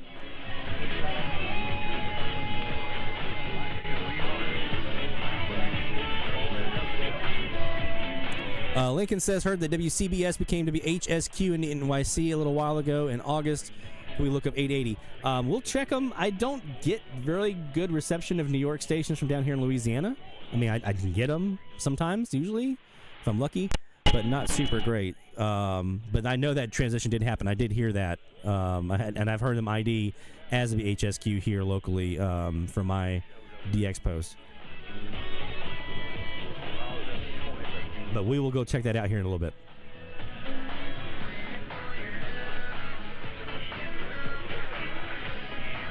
You know what, let's go ahead and, since we're on the SuperLoop, let's go ahead and do that now. And we'll come back to our challenge frequencies. Because nobody likes having to choose. It's like getting romance inside. Oh, yeah. I have 870. I have a local WWL, so it's kind of tough. I'll throw it in an upper sideband. That should help. Or being a dog person and a cat person. This should be them. Who's a good boy? Or like being an extrovert and an introvert. Alan asks, is the RSP DX that much better on medium wave than duo? Absolutely. Absolutely. And then some.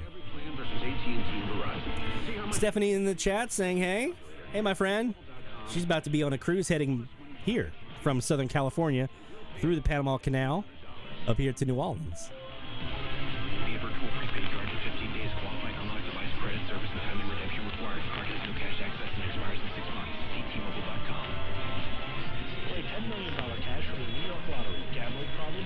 Here you go. Sanchez takes a breaking ball outside for ball one as we begin the bottom of the second with the Brewers leading the Mets 4-0. Sanchez, the DH, a right-handed batter. There you go. That's them. That's the HSQ. As you see here on the map here, they already have the call sign changed in the Jaguar Turtle database here. Let's go back to our challenge frequencies. We're sitting around, let's go to 1550 and just work our way up here on the Perseus. And for anyone who might not be familiar with this particular software, this is Jaguar. This is a bit of software that is made specifically for the Perseus SDR and for AMDX specifically.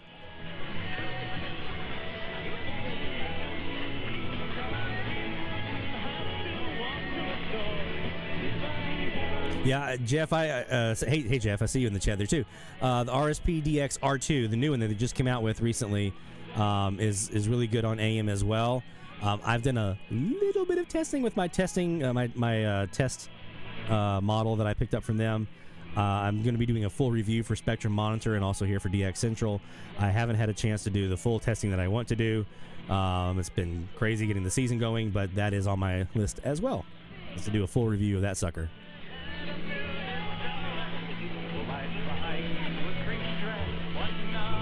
And the Mets are losing. Hey, at least they're still in their city. Damn it. I'm trying to talk a little bit over top of the music here. I don't want to get hit with that copyright strike.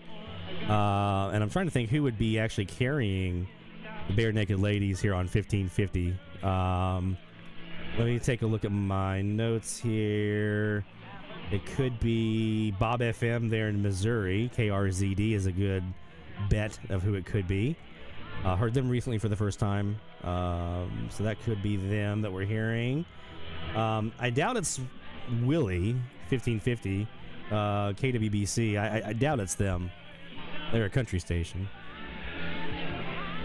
So I'm going to put my money here on KRZD. Bob FM. That seems like them. Something they would play.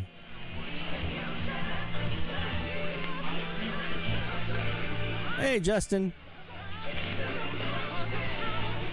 What's up, my friend? If I had $1 million, I'd buy a nice SDR. Not a real SDR. That's cruel.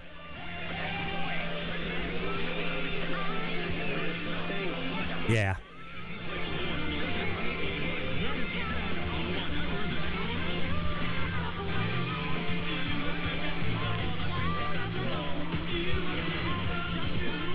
Hey, Keegan.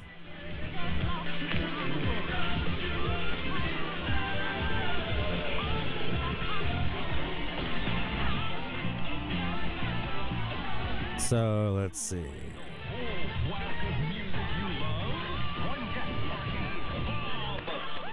If Bob had $5 every time he played a Bobathon, his partner would be playing them for him. Or the 80s and 90s, sir.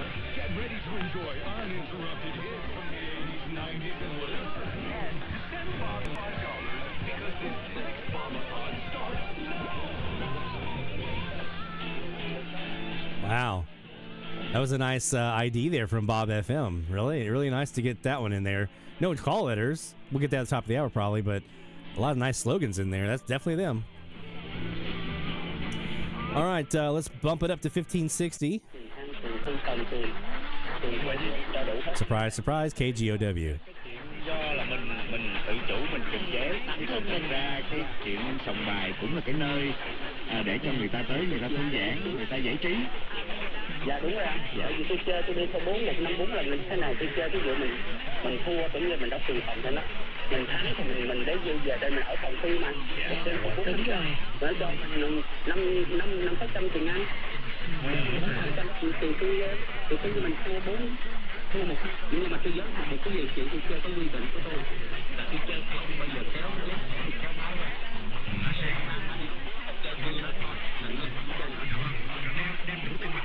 That's KGOW in Bel Air / Houston, Texas. Not out in California. Long Bel Air. Let's go to 1570 now. Again, this is our 22 by 72 foot SuperLoop. We got some high school football, it sounds like. Yeah, Dennis, they're the only thing I really ever get on 1560. Every once in a while, I can null them, get somebody else, or get lucky, but usually it's just KGOW nonstop. I don't even hear WSLA in Slidell, which is like 20 minutes that way.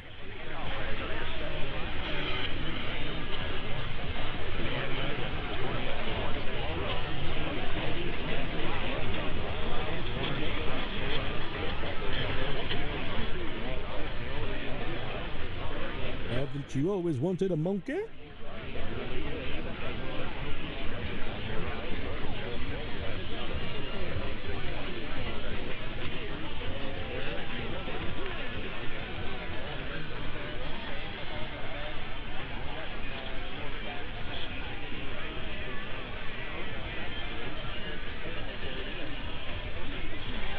High school football in there.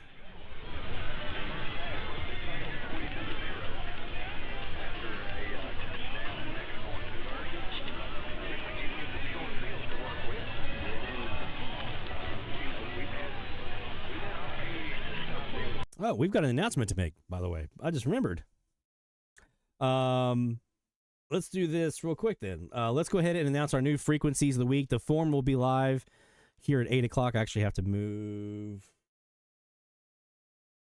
this over here so I can make a couple changes. dxchallenges.com. All right, let's go ahead and announce our new frequencies of the week, shall we?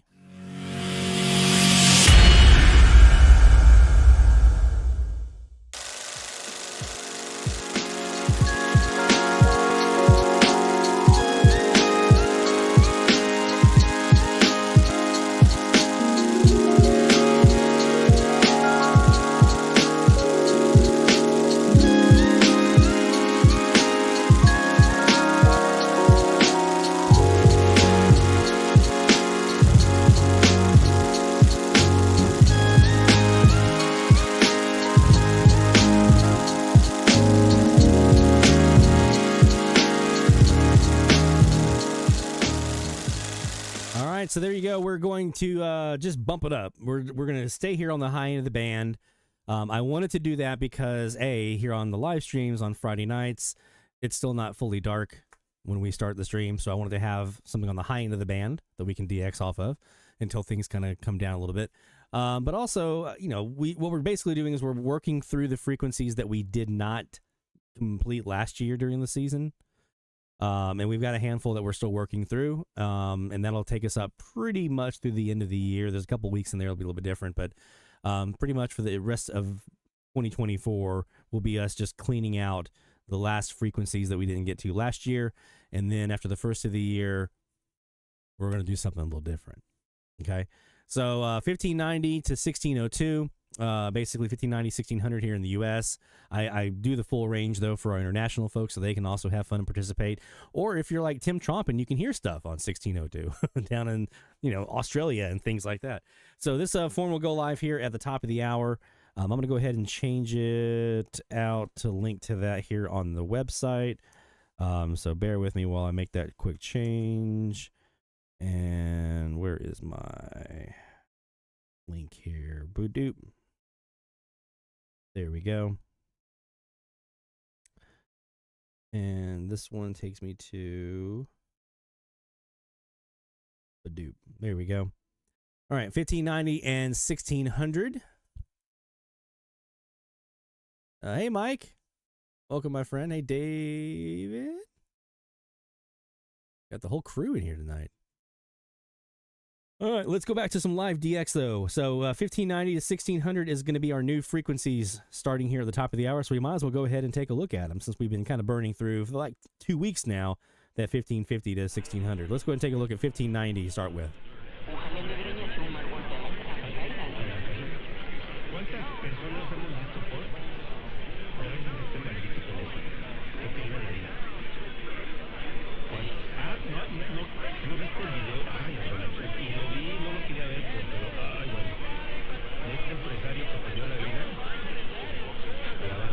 Man, we're going to have to put that on the screen, aren't we? There we go.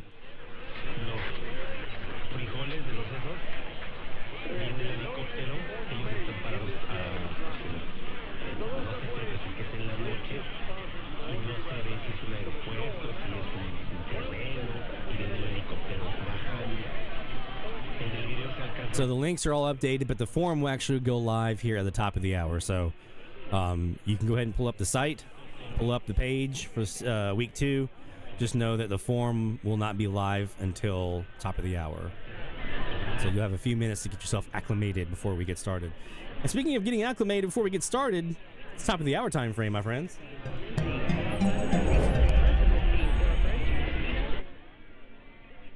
On the Perseus for right now, we're going to move it over to the Kiwis here in a few moments.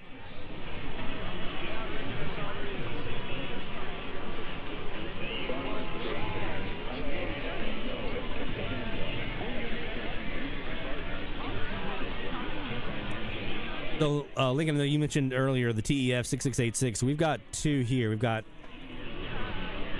the portable model here. Right. This is my portable TEF. And then I've got the desktop model sitting behind me.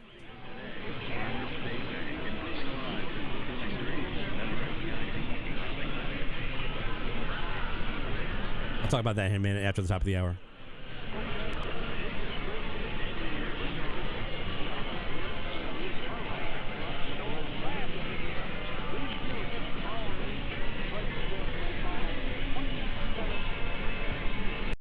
All right, now with that recording, let's go hit 1590 here on the Shortwave Central Kiwi.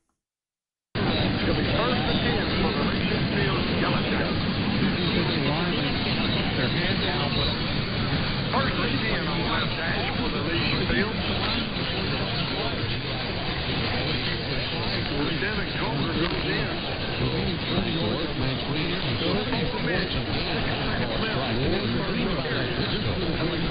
If he has a quick aim, he can make a strong argument for the 9. Yes, he could. There's the 0-1 pitch on the way to Robbie Grossman. We've got a high school football and a Major League Baseball game. The game, he found the release point on that breaking ball, and it's made a difference. Max nods in agreement with Sean Murphy. 1-1 pitch. Down off to the third base line. 1-2. The Braves know the big wins come from bold plays. That's why the original Louisiana Bright Hot Sauce is the official hot sauce of the Atlanta Braves. The original Louisiana Bright Hot Sauce. Flavor favors the bold. Braves 2, Royals nothing. Thanks to a 2-run homer by Sean Murphy in the 4th inning.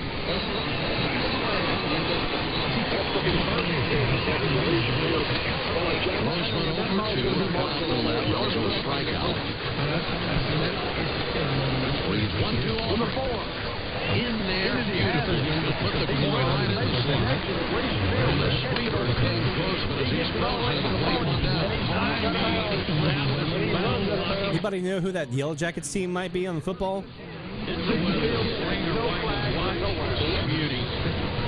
I didn't get a city name. Right-handed batter. Reads for pitch. Was low to fastball. Royals have thrown down the order 4 times. In the first 7 innings of the season.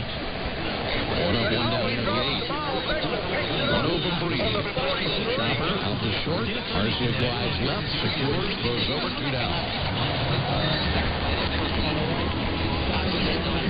2 quick outs here to Garrett Hampson.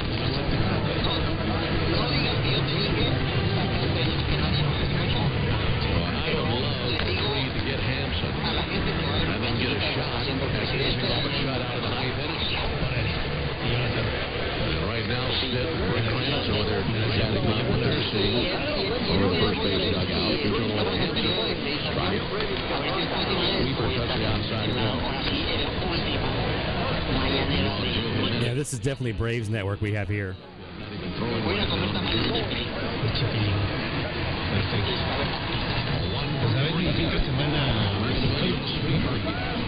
Finalmente acaba su mandato presidente del jugador y a ver si entra, a ver si está la semana.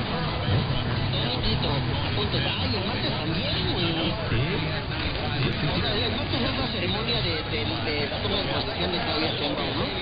Donde el presidente le entrega la banda presidencial en la Cámara de Diputados. Y después de ese evento en la Cámara de Diputados de la ceremonia, es en el Zócalo. Spanish station coming in here and probably is Radio Hallelujah in Houston, my guess. Es la primera mañanera de la doctora Claudia que van a seguir las mañanas. Un fin de semana histórico. Un fin de semana, una semana histórica, ¿no? Sí. Pues ahí están pendientes. Allá los vemos. Perfecto. Pues ya nos vamos. Los controles técnicos de Luchuchu y de Reforma 56 Joel, mi nombre es Tori, Polo, Peyón, Alex, y nos escuchamos la próxima semana. Cuídense mucho.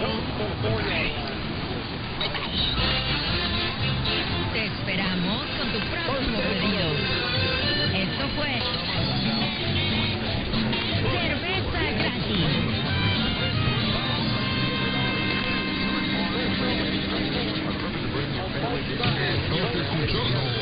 Buenísima, 1590 de AM. Oh no, that's Mexico, baby. Yeah, that's a new one. Buenísima, con más ritmo que nunca.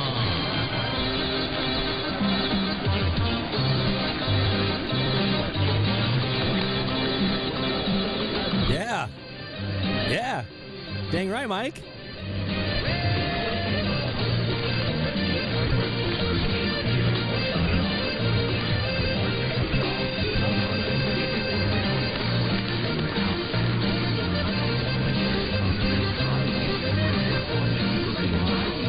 That was a beautiful ID.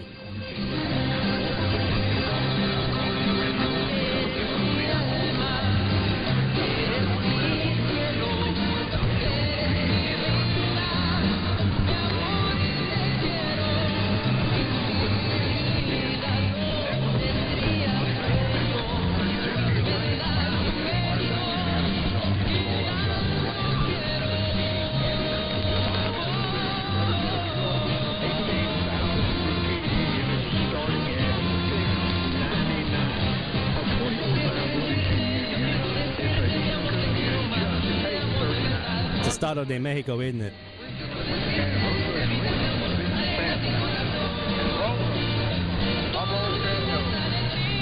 I was hoping for a new state, but I'll take it.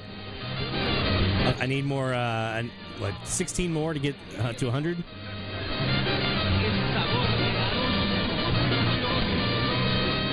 Nice.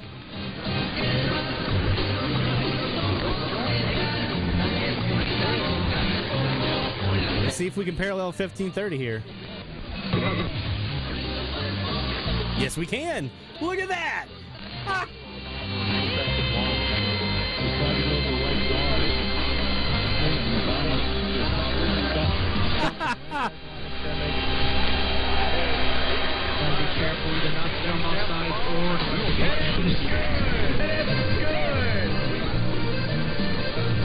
worked out perfectly.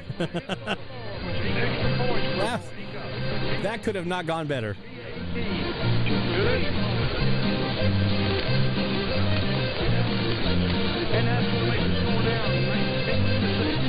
I have to make sure I don't forget to log this one in the logbook.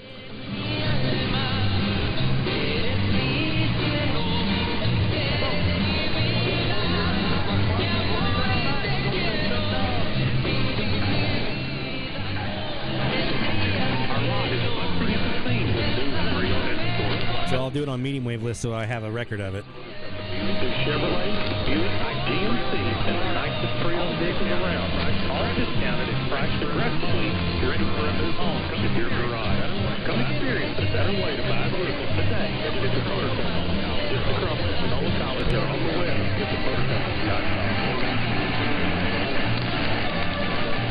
Well, Stephanie, I saved that clip. I have a little keyboard thing I can do to like grab the last 2 minutes. That's going to be a greatest moments. Randy and his team recognize the importance of the farm and ranch community at Sonoma County. They understand how much your property means to you and your family and the hard work it requires to maintain. Give them a call at 903-693-7874 or better yet, stop by and see them at 1519 West Sonoma in Carthage. The Hudson Financial Group can help you customize. Northeast Texas. That's KGAS. That high school football. That's KGAS.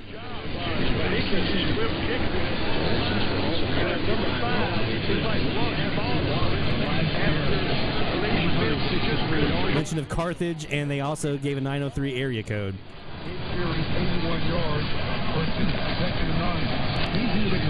That's exactly who that is. Only 279 miles, so not too much.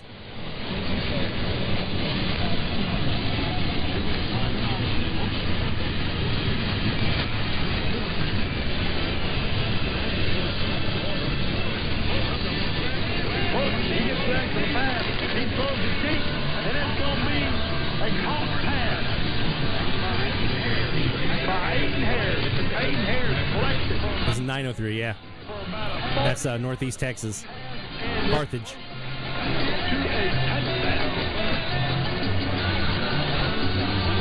And now we've got a... that can't be Buena Vista, is it? Off the 36-yard line, 4:45 to go in the third quarter. St. X up by 4. Solaria to the right. Yeah, I guess that is them.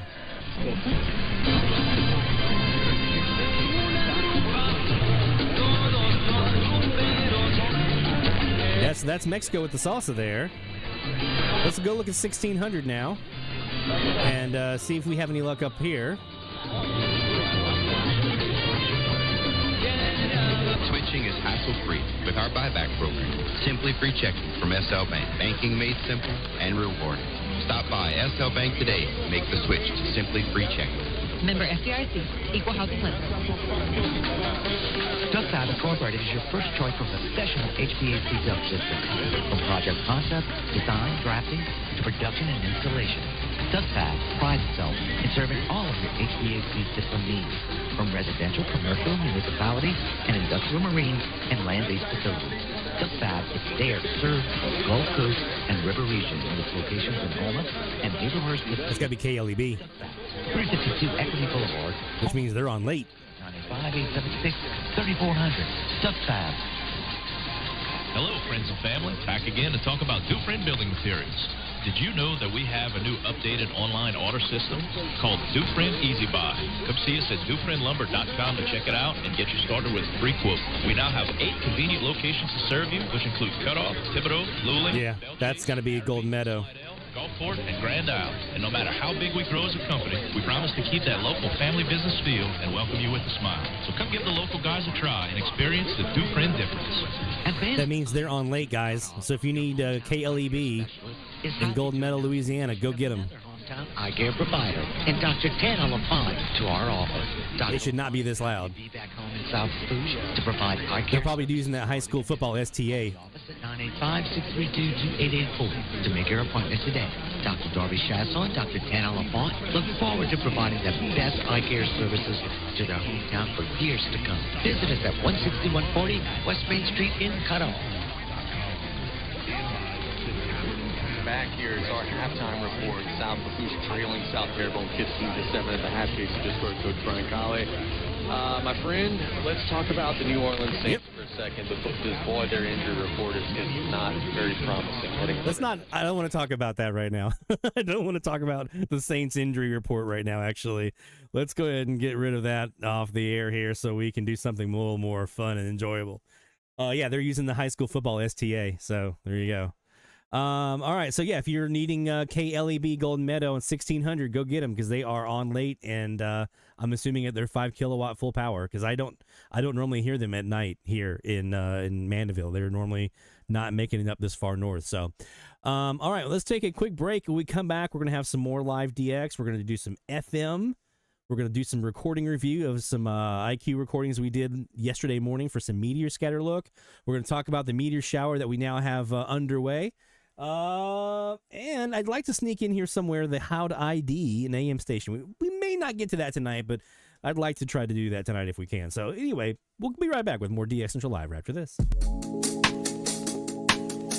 DX Central, because we're all about radio. Visit us at dxcentralonline.com or check us out on YouTube. Search DX Central. DX Central Live is brought to you in part by...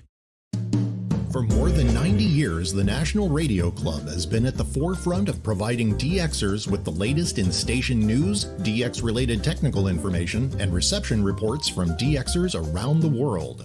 The NRC's AM radio log, now in its 45th edition, is the most expansive and detailed resource of station information for U.S. and Canadian radio stations that is available in any format. The club's publication, the DX News, is available in both print and electronic format and provides the latest information on call letter and format changes, construction permits, and other information to help keep DXers informed of the latest updates they may hear on the air. For more information, visit their website at nationalradioclub.org. That's nationalradioclub.org.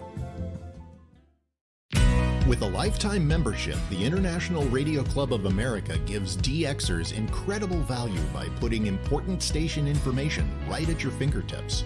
The club's e-publication, the DX Monitor, includes DXer loggings, station information updates, international loggings, and more. Other club publications include the IRCA Mexican Log, a must-have resource for any DXer that chases stations from Mexico, the TIS-HAR list, the IRCA slogan list, sunset sunrise maps, and DXer technical guides. The joint IRCA-NRC email reflector and groups.io group is a hub for real-time DX conditions, station news, and DX-related conversation. For more information, visit ircaonline.org. That's ircaonline.org. Through crashes of static in quiet hours, we listen. In languages we can scarcely understand, and of places we have only visited in our dreams, we listen. Incessantly, we perfect our array of aerials, receivers, and resources. We refine our skills and our techniques so that we might listen. We are DX Central, and we're all about radio. Visit us at dxcentralonline.com or check us out on YouTube. Search DX Central. Keep up with DX Central. Follow us on Twitter at DX Central.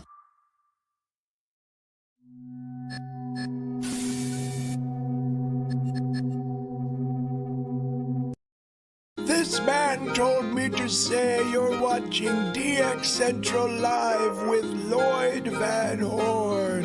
Can I have my juice now?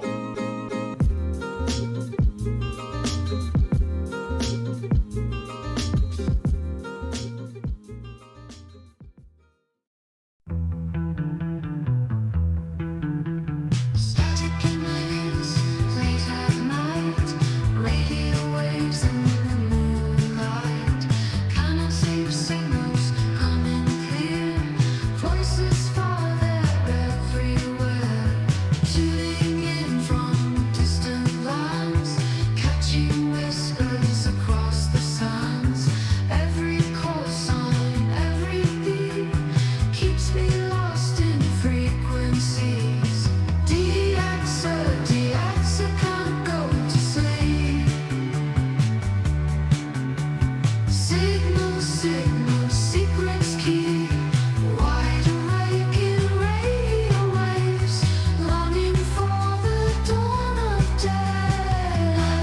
from the DX Central North Shore Studios, this is DXC Live.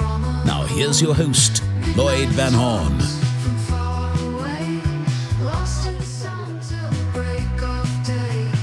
Never turned off my alert stuff. DX Central Live from the North Shore Studios here. Studio A, the North Shore Studios in Mandeville, Louisiana. I say Studio A because we have Studio B down the hall, and we have several SDRs down there that are in operation, and one of those we're about to look at here in a few moments that specializes in FM. We have a weather radio one down there as well. We're going to have an AIS one once we get that new 162 megahertz Yagi. So all kinds of stuff on that end of the house in Studio B. So we do all of our video editing and music production and stuff like that down there in that studio. So, all right, let's go ahead and do some FMDX. Now, I want to start off. We're going to pull up some Meteor scatter. Now, if you missed last week, go back and watch the segment we did last week on Meteor scatter. And I talked a bit about how to use the data file analyzer within SDR Console and how to use that for FM Meteor scatter to record files and then use the data file analyzer to be able to quickly review those so that you can look for Meteor scatter. So we're going to start here. Or the top of the band. I think that was the earliest one we did. I kind of mixed it up. So normally I do like bottom, middle, top, 1 at 555, 1 at 8 something, and then 1 at 11 something. This time I swapped it around. So I did the top end of the band, centered around 105.3, 6 megahertz wide. Did that first at 5:55 a.m. 5:55 to 8:30 a.m. on yesterday morning. So let's go ahead and do, so if you missed last week's show, definitely go check that out. I talk about this whole process of how to pull this up in the data file analyzer and how to have it do the analyzation or the analysis. That's the word I'm looking for, the analysis. And then how to spot these medium or these meteor scatter hits, these little bursts. So let's just do a quick review here of the file to see if any meteor scatter bursts made it through. This is going to be slow, isn't it? Yeah, it's a 2-hour file. Hope I don't miss anything. I felt like last week I just kind of zoomed through it real quick. So what we're looking for here as a reminder is we are looking for brief meteor scatter bursts. And here's an example of one that's super, super fast. Now, there's not going to be a whole lot of time in something that small and that flat for audio to give me an ID, probably. But you might get an RDS hit. You never know. So let's go ahead and take a look. We're going to go up here. We're going to hit start. And now I'm going to hit right here in the middle. It's got to spin up my hard drive for a second.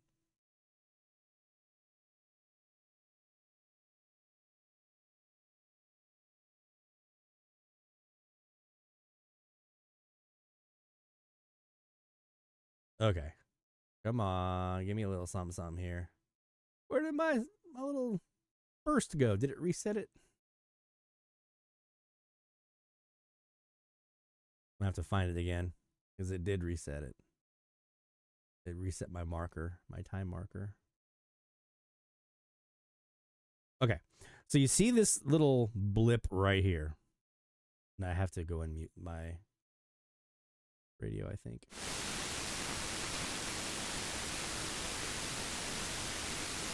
All right.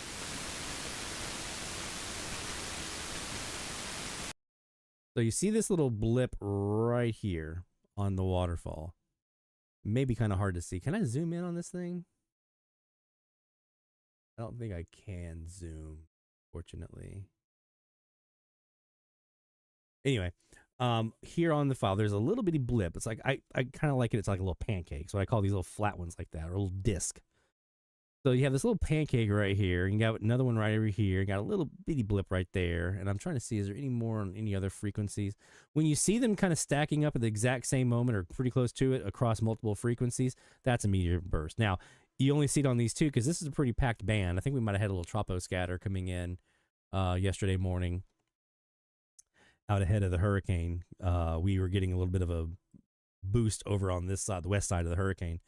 So let's go ahead and take a look and see if any of these two right here give me a little RDS burst. So let's go ahead and take unmute, and we're going to hit right here.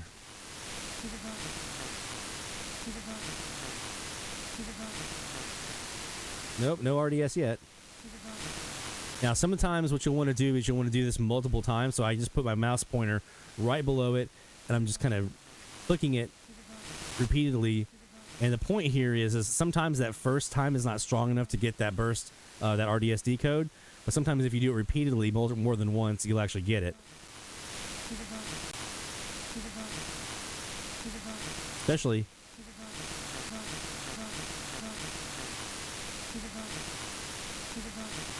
if you can get it like right where, like when you loop it, if you can get it right in the like the thick of the meaty part of where it was coming in, sometimes that helps. I think that's gonna be too quick and too weak to get anything. Let's see if this one gives us anything. Sounds like somebody scanning groceries.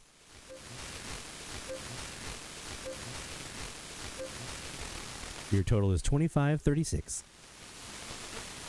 All right. So that didn't get us anything on there. And I said it last week, and I'll say it again this week. Be prepared for that to be a lot of what you have when you're doing these recording reviews. You're going to look through, and like, this is a 2.5 hour recording. We might luck out and get some more in here, some more bursts, but be prepared for a lot of what we just saw. Very quick, very weak bursts that don't give you a whole lot to work with. Now, some folks might look at this and say, what about that guy right there? Is that a burst? Well, let's take a look, and I'll show you. Probably not.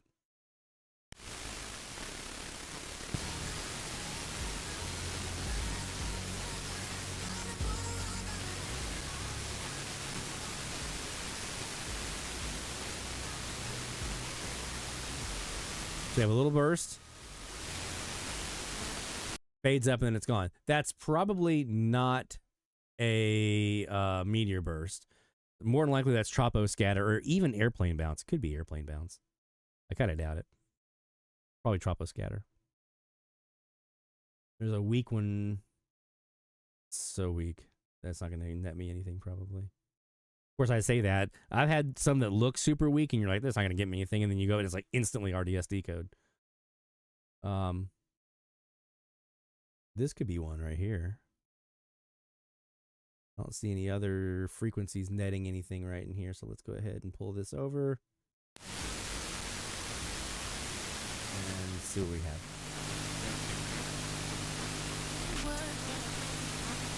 Nice. No RDS there.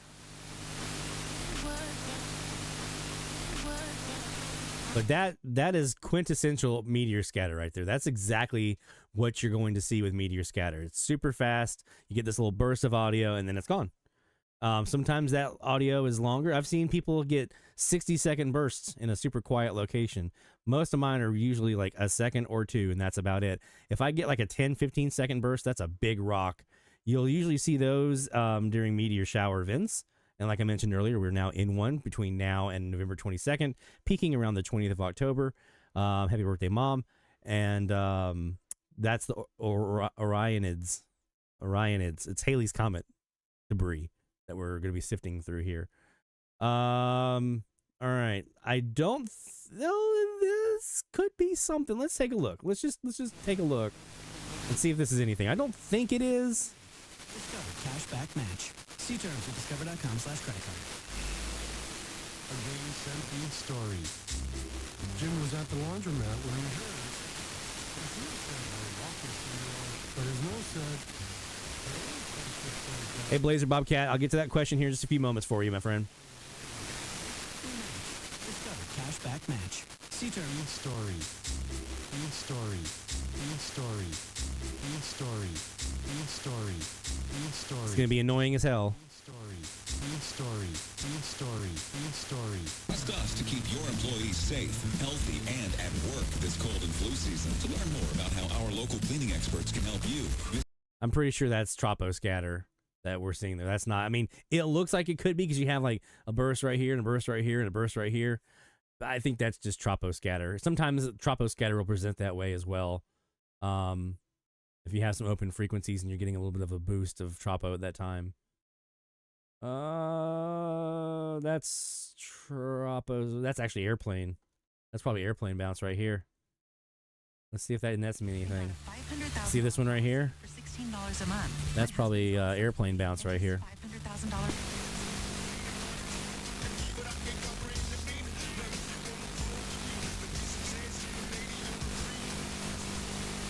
And part of how I know that is you have this kind of like striping that's happening on the signal as it's pulling up, and then as you get to the peak, and then as it goes on the other side of that peak, you have the same kind of striping but in a different angle. That's quintessential airplane scatter. That's usually an airplane flying over, and you're getting the bounce as it comes over towards you, and then you get to the peak where it's at the apex, and then as it flies away, you're getting it on the downside, right? So that's probably what that is airplane scatter on that one, more than likely. Let's see if we have anything else in this file. I'm not going to do all. I have 3 files. I'm not going to do them all.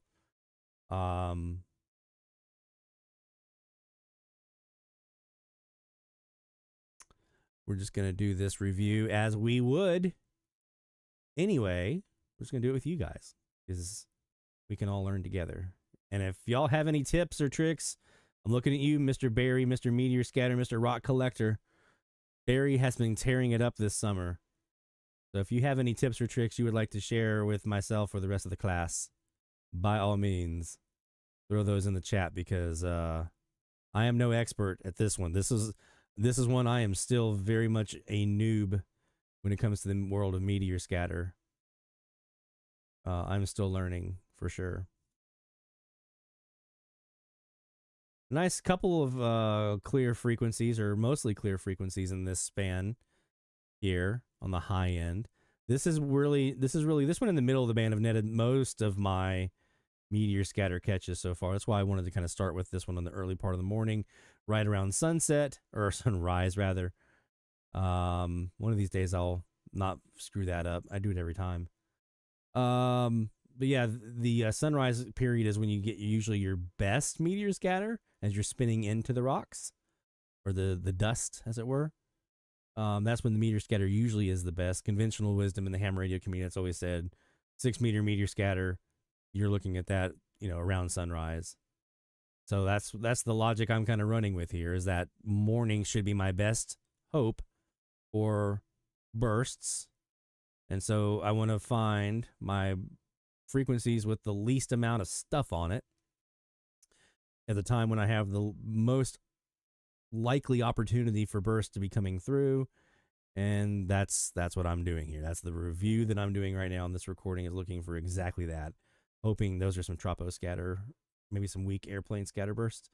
There's one. Look at that. Ba-ba-doom, ba-ba-doom, ba-ba-doom, ba-ba-doom, and maybe a little bit of boom over there, but that's probably not going to be covered up. So let's go ahead and take a look at that real quick.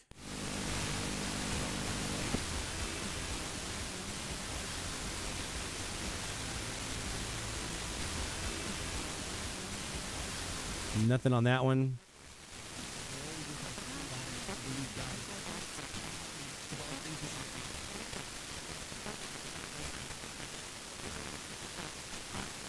Barry mentions Bryce Foster's videos. You are correct, sir. That's where I was like, you know what, I can do that. Bryce Foster's videos on using SDR Console. Oh, there's a nice one. That's a pretty one. Look at that. That should be pretty strong. I'll throw those up on screen here in a little bit, but those are the ones that taught me, was Bryce Foster's videos. Ooh, that's a nice burst. Let's get a little closer, see if we can't loop this.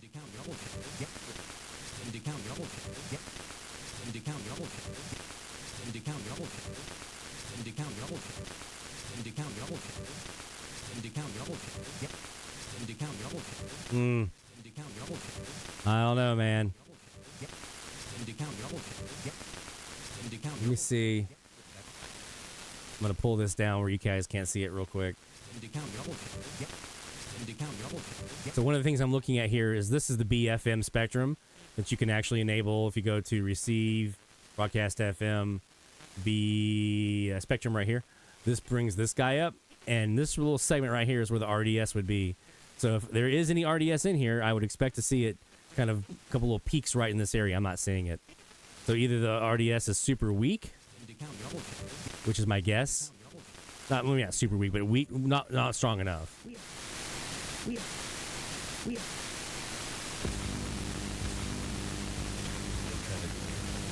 So the RDS is probably just not strong enough, compared to the noise that we're getting. The signal itself and the RDS injection wasn't strong enough to give us a decode there. So we'll have to fight another day on that one, I'm afraid. And this file is getting close to being wrapped up, which is not a bad thing. There's a little one right here. There's a little one right here. Hey, look at that. Couple rocks. And sometimes you'll see that. Sometimes I just have this, I don't know if this is actually what's happening or not, but I have this mental image of like skipping a rock on a lake. Sometimes when you see like ba-doom, ba-doom like that. Maybe that's what it's doing. I don't know if that's right. 324. 324. 324. 16 Pro with unlimited. Ooh. 16 Pro with unlimited. That should give me something. Let's see if that BF Spectrum's got anything here. 16 Pro with unlimited.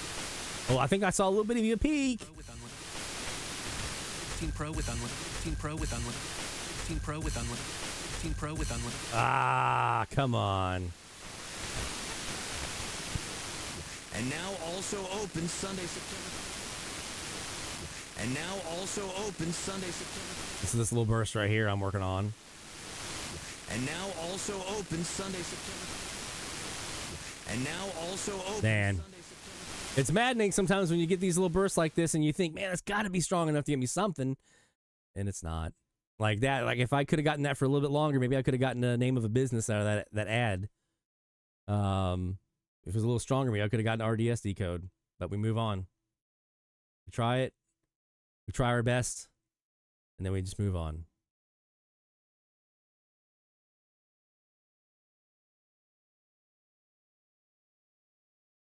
My dog just made a really loud noise. That's the one we already looked at. The marker moved down. We already looked at that one.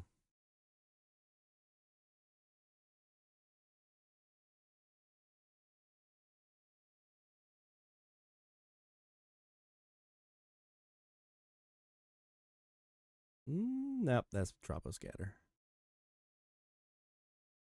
So this is what Meteor Scatter DX a lot of times... Oh, it did it again.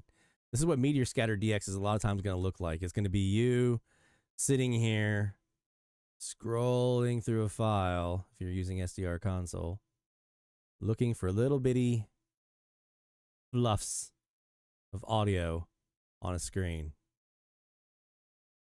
And there's not any more in there. Okay.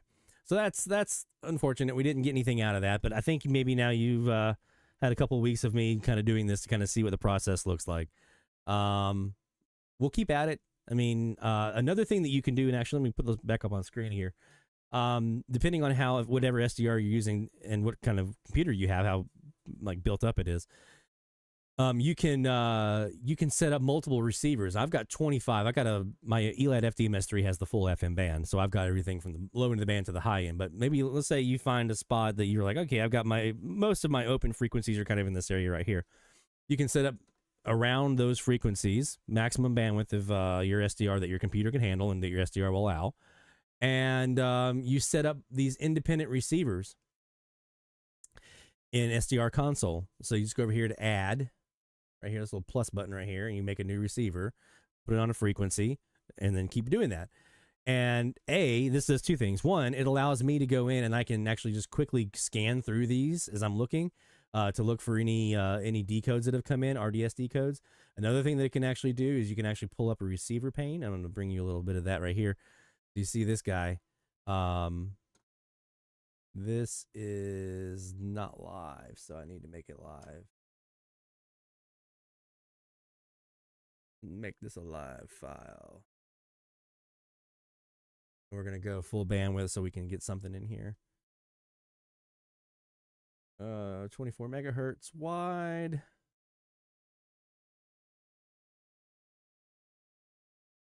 And we're going to zoom out. We're going to go to 98.3 is my middle point. And there we go. So now you'll see here. So each one of these is an independent receiver on a different frequency. All being fed by my Stereo Probe 9 Yagi. And this will sit here and decode on those. And you can actually go in to the receive tab in console and then go down to RDS windows and go to database. And this is another way that I have gotten a lot of my catches. You see right there on at 8:35. So right now we just know 99.5. Actually, no, that's not Meteor Scare. That's local. Here we go. At 14:59 yesterday, 103.7 WCKY in Pemberville, Ohio came in. Here's WKAI in Macomb, Illinois came in yesterday on 100.1. Those are local. There's Irmo, WCFJ. So sitting on those frequencies, letting it just sit there and decode is another good way that you can get Meteor scatter. So even if you don't want to sit there and do that review like I was just doing, is that you can set up those receivers in SDR Console, as many as you can for your bandwidth of your receiver, your SDR, and that your computer can handle. And it'll sit there and just decode. And then you go back and you can review that. And you look for the ones that say yes. If you did the thing that we did in the video earlier this summer, we taught you how to get the check mark in SDR Console, do that. And then you'll be able to know if there's a match to the database. And those are the ones you're looking for to see if you got yourself a nice little RDS decode. Let's take a quick break, and when we come back, we're going to do some more live DX. We're going to show you that diversity mode for RSP Duo, either this hour, next hour, somewhere in here. We'll do some more live AM DX on our frequencies, 1590, 1600. Those are our two AM frequencies here in the U.S. for this week's challenge that just started. And we'll get to your shout-outs as well here in a little bit. So don't go anywhere, my friends. More DX Central Live is right around the corner. DX Central, because we're all about radio.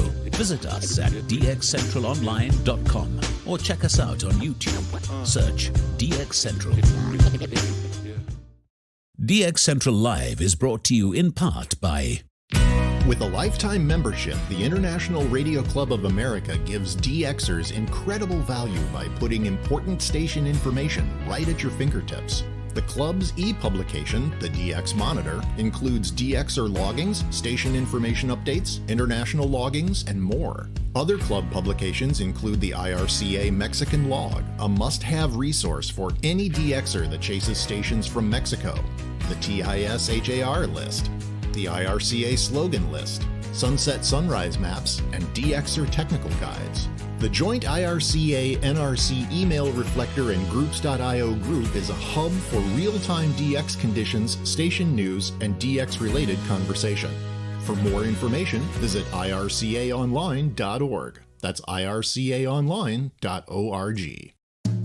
For more than 90 years, the National Radio Club has been at the forefront of providing DXers with the latest in station news, DX-related technical information, and reception reports from DXers around the world. The NRC's AM radio log, now in its 45th edition, is the most expansive and detailed resource of station information for U.S. and Canadian radio stations that is available in any format. The club's publication, the DX News, is available in both print and electronic format and provides the latest information on call letter and format changes, construction permits, and other information to help keep DXers informed of the latest updates they may hear on the air. For more information, visit their website at nationalradioclub.org. That's nationalradioclub.org. Through crashes of static in quiet hours, we listen. In languages we can scarcely understand, and of places we have only visited in our dreams, we listen. Incessantly, we perfect our array of aerials, receivers, and resources. We refine our skills and our techniques so that we might listen. We are DX Central, and we're all about radio. Visit us at dxcentralonline.com or check us out on YouTube. Search DX Central. Keep up with DX Central. Follow us on Twitter at DX Central.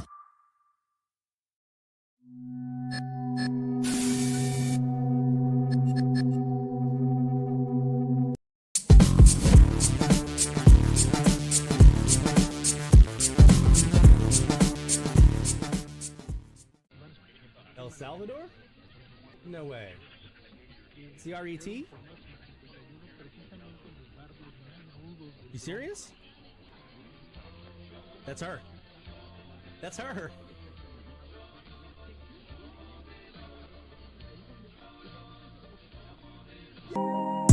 You're watching DX Central Live with Lloyd Van Horn, and that's a very wise thing to do.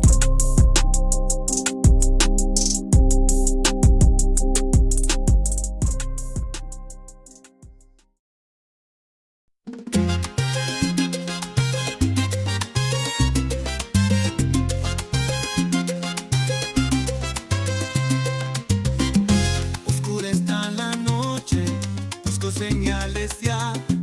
La radio en mis manos, nada logro captar. Sintonizo con ganas, frecuencias mira ver, pero el silencio manda, solo puedo perder. Noches y señales, esperanza en el aire. Latinoamérica llama, más nada puedo hallar. From the DX Central North Shore Studios, this is DXC Live. Now here's your host, Lloyd Van Horn. Got to throw some extra stuff in there, some Spanish language music for our friends down in Mexico and elsewhere that tune in here to DX Central Live. So appreciate you guys being here as always. Let's get to some shout outs because I think it's about that time that we do some shout outs. One thing I've noticed is lately we had to make a change. I'm not seeing the categories come through anymore. I got to figure out why. I got to figure that out and change that. Anyway.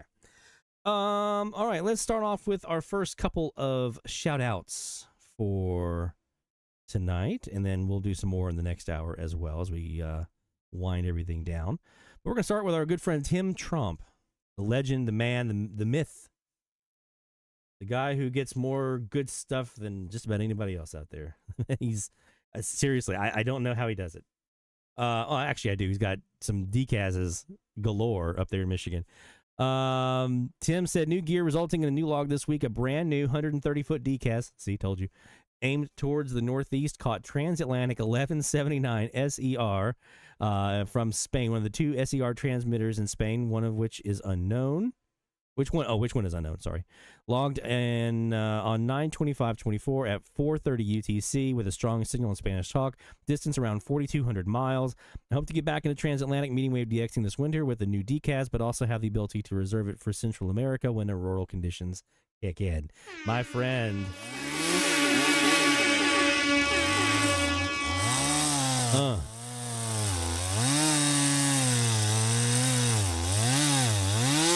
130-foot DKAZ got him some Spain from Michigan. Telling you, it's all about the gear. Okay, let me back that up. I was about to say it's all about the gear. It's not always about the gear. I mean, for like the crazy stuff, sometimes it can be about the gear.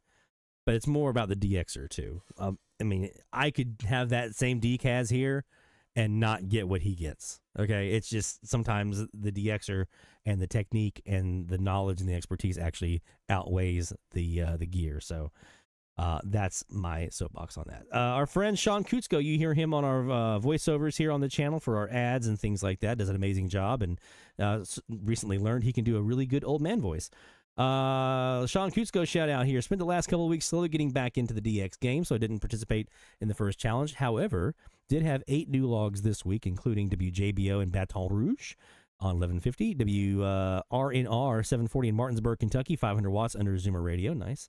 KSAL 1150 in Salina, Kansas. 1150 is the gift that keeps on giving for a lot of folks. WCIL 1020 Carbondale, Illinois. Tough to hear thanks to KDKA, I would imagine. KQCV 800 Oklahoma City, Oklahoma. WTCG on 870 Mount Holly, North Carolina. My goodness, I would love to get that one. And KWOC 930 in Poplar Bluff, Michigan. But the best one of the week was finally snagging 640 KFI in LA, California. For the third California station, 50 kilowatt, 1,685 miles. Tough to pull off for me because of WMFN in Peatone, Illinois. I hope I said that right. Also, should note that this morning KSL 1160 was the loudest I've ever heard them. So we're going to do some logs.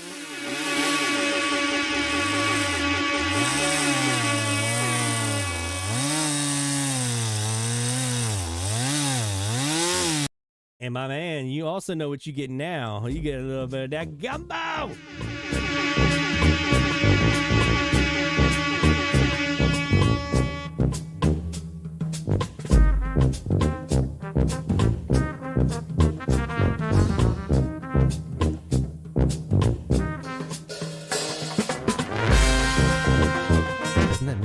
Missouri.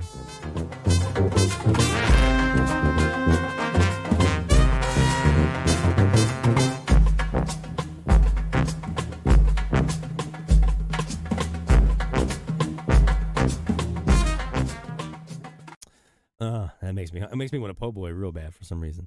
Well done, my friend Sean. Outstanding, and glad to have you back into the swing of things and getting your season shape back on. I'm doing the same thing. I've had to rely on some folks in the Slack channel to help me get some IDs because my ears are not in shape yet. So getting there. Walter in Georgia. Some shout outs here to be AMA Tampa, Florida 1550 with a regional Mexican format. Got KTUI Sullivan, Missouri 1560 News Talk, and there was a brief mention of 94.1 on that one, by the way, at the bottom of the hour. The estimated distance to WAMA is around 318 miles. KTUI 743. I did not hear KTUI this week, surprisingly. I thought I would, but I did not. So well done, my friend Walter. 2 great catches there.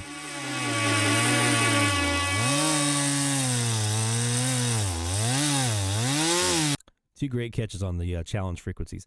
Got one more shout out here in the hopper here. So you got plenty of time. dxchallenges.com/shoutout. Get yours in. We'll get you here in the next hour. Faux show. Jacob up in Minnesota. You see him as airplane engine there in the chat right now. And I heard a new log last night. 670.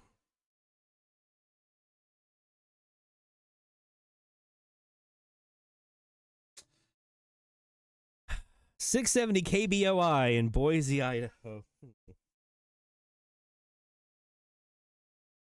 I'm going to need a minute. Just kidding. 670 KBOI in Boise, Idaho.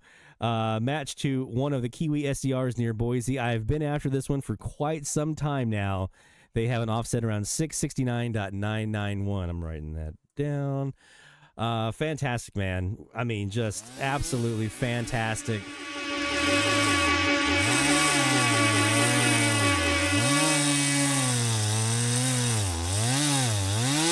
I now realize I need to make a little video here for jealousy. When I'm jealous of a catch that you guys got, I need to have one in there of my jealousy. Something to, Idaho. I got 2 states out west. Guess which one of them is? Idaho. The other one's Oregon. If I can get those 2, I can focus all of my energy on Latin America and trying to do those last couple of states out on the East Coast that I'll never hear. Ever. Without a DX test. Well done, man. Get you another one of those horns of victory in there just for the fun of it because it's a good catch. I know our folks out west are like, yeah, but Idaho, man. Idaho.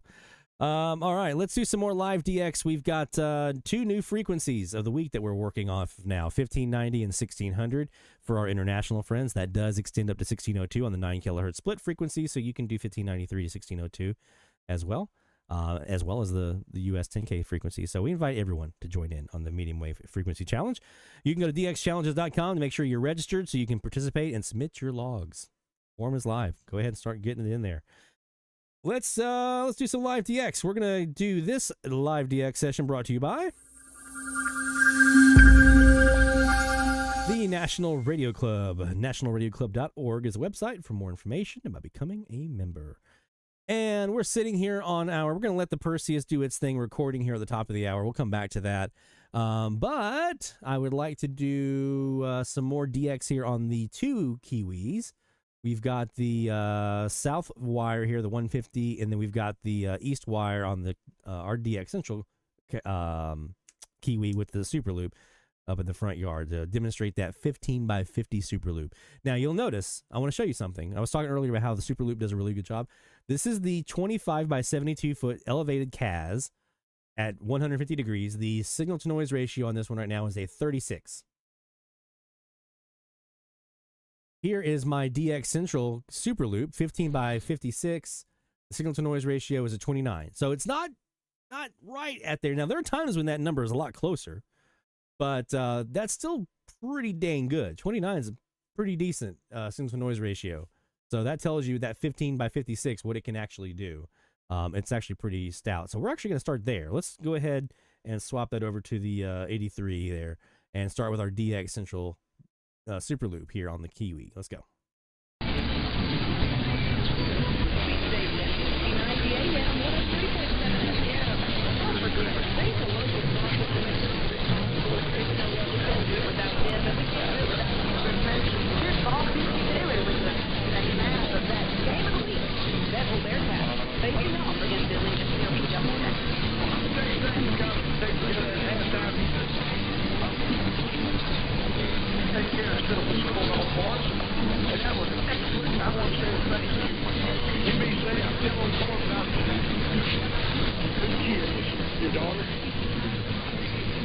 I had a 103.7 ID in there with the Bethel Bearcats. So we're going to actually use Kim Trump's site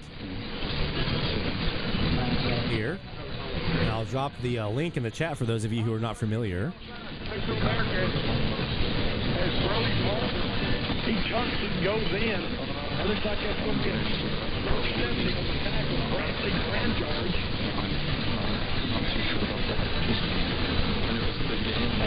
Here is 103.7. Looks like that's Carthage. Yeah. KGAS, one we got earlier. Hey, Earl, my friend. Welcome in, my good buddy. It's been a while. Nice to see you in there, man. As Paul, the comes out, he goes around already 50 to 40 to 45. The Texas going to bring him down. Jeff says I use his site every day. Yeah. I have a handful of sites that are up and running every time I'm DXing, whether it's AM or FM, and on the AM side, his is one of them. Let's bump up to 1600 here. Terrible time for that. At least the Tarpons get the ball back, but man, you could not have picked a worse time to have that happen. He falls on it at the 39-yard line, and now it's going to be second and a mile. Good job on Matt not hanging his head out of that. He can't go to football right away. So I'm guessing that's probably Austell coming in now to be AOS with the Spanish music. That's my guess, just because it always is. If I hear Spanish anything on 1600, I just assume it's Austell, Georgia. I would love to know who this is with the high school football.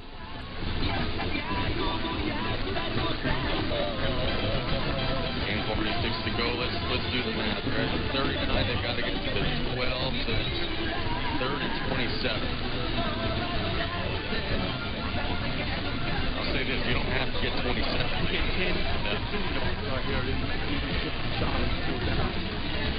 Just give yourself a prayer on third down. Anybody got any ears on this high school football game? If I had to guess, I'm going to guess Cush, but...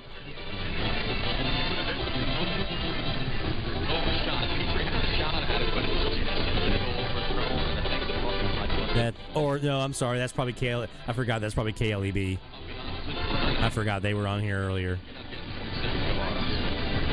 So more than likely that's who it is.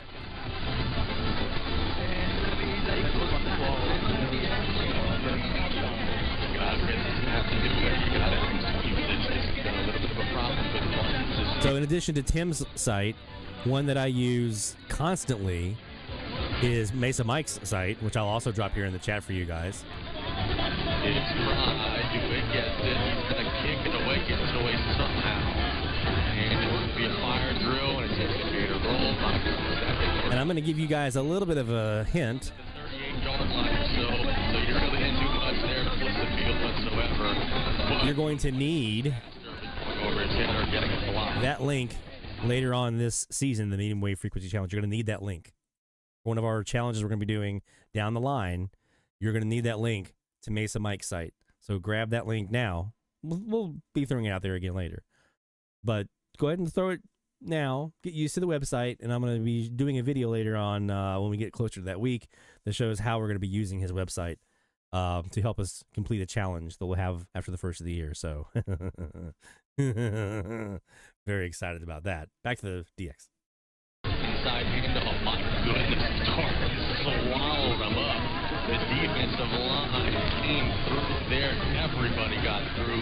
70 Bo Jordan was the guy who got the tackle, but everybody got penetration there. It's a loss of 4. Tackle for loss brought you by the Terry L. the third foundation. The Gators are going to have to try and do some wide receiver screens. There's just too much penetration in the front. Second and 14, inside of 10 minutes to go now in regulation. Blanchard. And the man in motion is Pinell. They've now got trips to the weak side of the formation, that's the left side of the formation. And the Tarpons, they jumped off sides, they didn't give it to us to delay a game. The clock's down to 0. They'll give them a timeout. Well, this should be South Lafourche versus South Terrebonne. South Terrebonne is the Gators. Clock grinds down to 0. So Coach Babin and his staff get the timeout with 9:45 to go.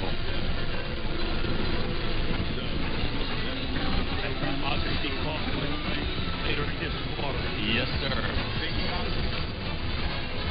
We have had another good ball game. Brian, we've had this worth of good ball games here. The middle school LCO game with E.D. White came down to the wire, Gold-Meadow and Body Blue yesterday was a good one. And here it is 0-0 in the fourth quarter. It's 15-15, but close enough. Anybody's game. I'm not hearing that Braves game that we had earlier on the Braves network. You know what I could have done? They try for a shot play here. They've been getting stuffed in the middle. Do they try to throw one deep down the field? I sometimes forget some of the things that we've done here at DX Central. He's under pressure, throws it as far as he can, but he's just under way too much pressure. Tarpons has 2 guys in his face. It's George and also number 12. I completely forgot that I can search. It didn't matter. He didn't have any time to throw the football, so it falls incomplete. And looking at the replay, there was coverage there anyway. Yeah, look, defensive back did a good job for the Tarpons. Get great coverage. Well, I don't have a 1600 Braves affiliate on our list. Third down call from the Gators here. Maybe a screen, maybe a sweep run. I don't think that. Or was that on 1590 that we had the Braves game? Or was it, I think it was 1590, wasn't it? They've got to get to the 49. There are 3 stations on that frequency that carry the Braves. And it's overthrown by just a millimeter. The Tarpons catch a break there. They got behind the defense. And it was See, Master Player?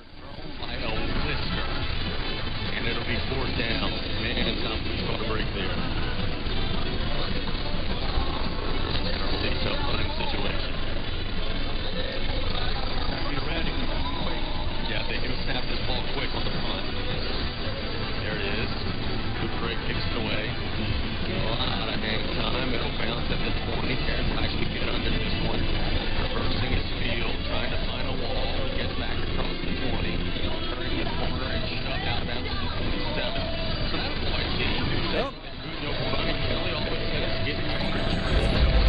Yards to get yards right there.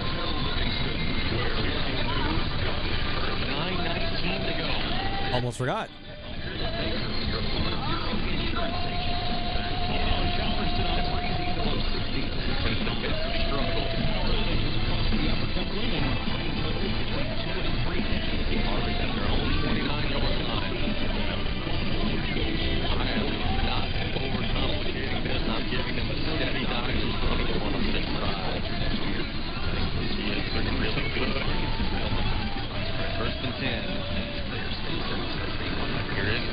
Handoff to Meathead. He doesn't have a whole lot on that play. Ball going to gain about 2.5, maybe 3.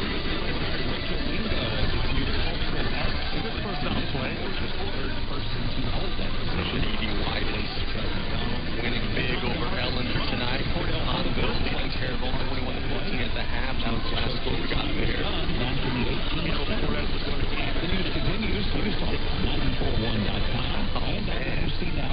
Trojans looking good. 2nd and 8 here.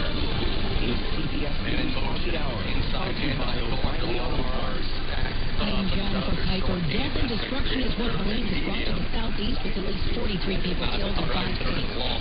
Third about 6.5 seconds on the guitar. DJ is usually so good at dialing up these types of plays. And he hit them.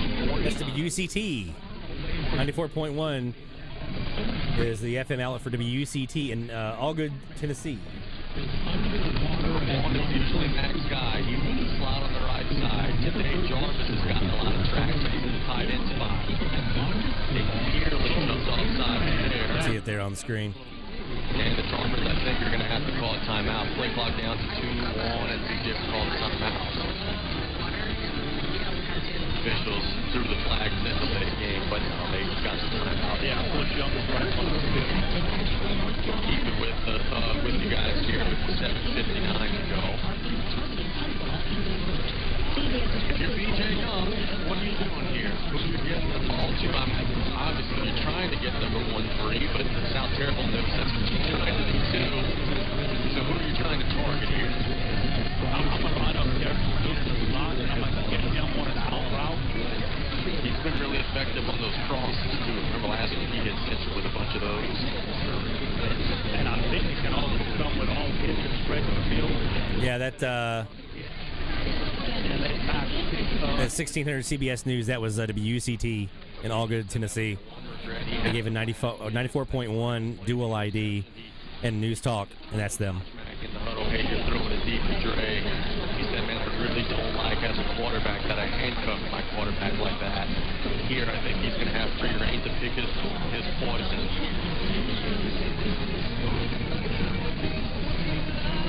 It'll be third down and about 6 for South. Let's do a quick check of the other Kiwi here and see what we got over here.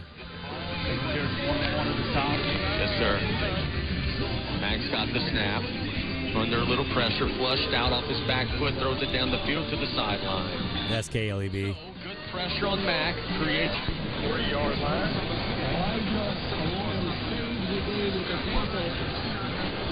Make it 32.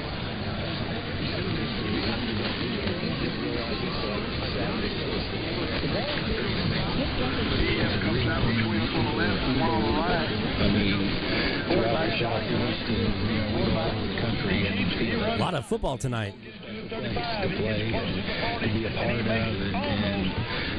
and these guys, I've said this another time too, they appreciate it. That's why they play well here. That's why they continue to compete. That's why that playing every day doesn't bother these guys. They come out and there's energy and adrenaline in this stadium outside of our dugout every night. It's amazing. All summer, And the clock is ticking with 7 minutes and 15 seconds. All right, so that high school football, I'm pretty sure was KGAS again, and I think that the interview that sounded like it was going on is probably the Braves Network, which I'm guessing is to be ALG. If I had to guess, would be Albany. Let's do a quick look at our Perseus SuperLoop combo here, just on these two frequencies, top of the hour, real quick, while we have a couple minutes here before we do one more break, and then we'll do some more shout outs. We'll look for some more shout-outs, and we'll do some more FMDX stuff, and then we'll wrap up. Let's take a look here and see what we caught at top of the hour, though, on 1590 and 1600 on the Perseus SuperLoop.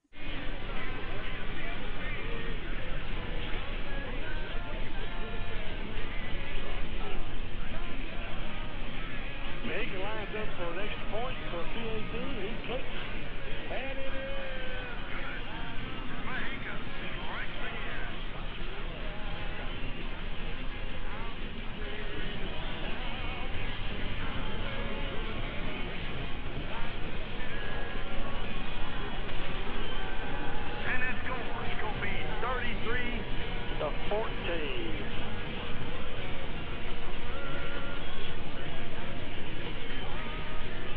ID?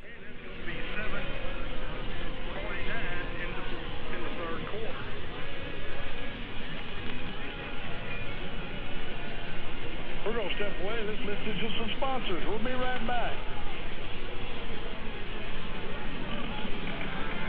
If your oil and gas operations needs the best Full-X services, you need Razor Services Inc. out of Gary, Texas. You can trust the experienced team. Yeah, that's KGAS. They were 1600 at the top of the hour.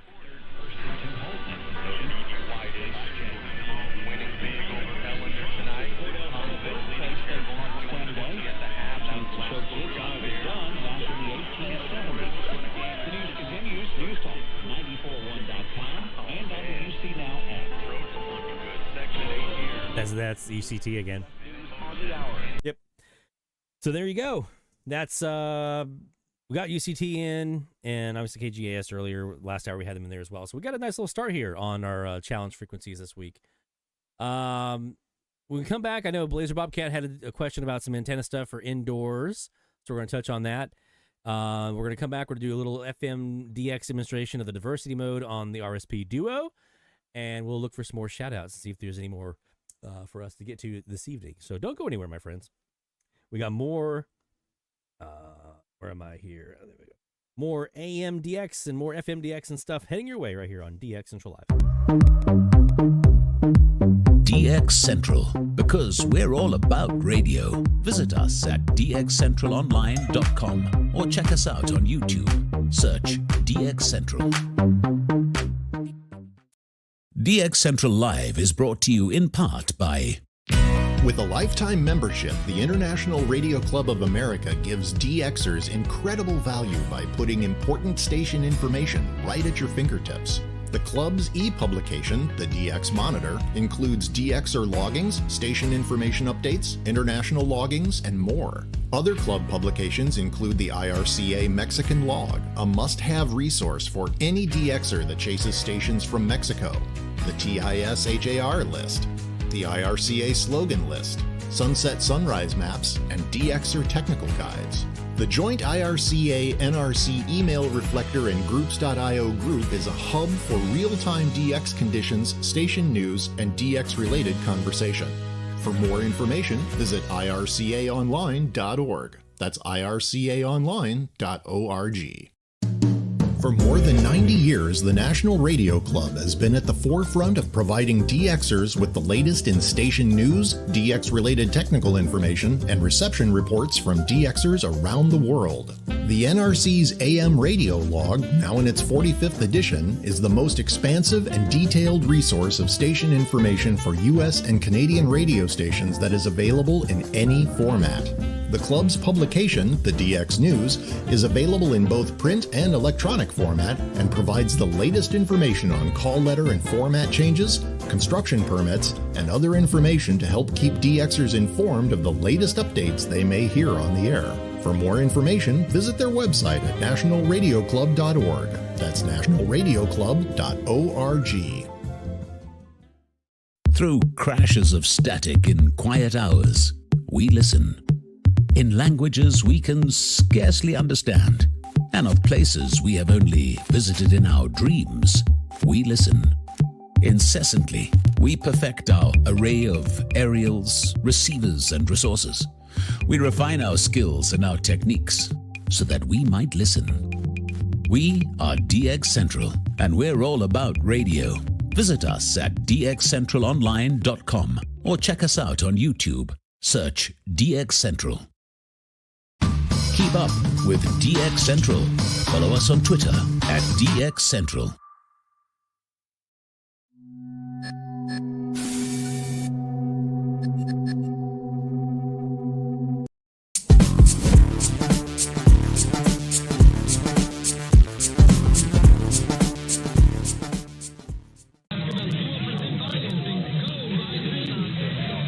Oh my God!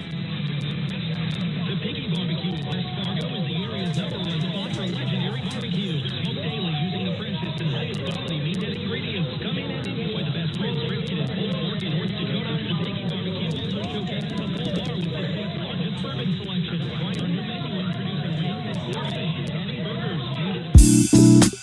You're watching DX Central Live with Lloyd Van Horn, and that's a very wise thing to do.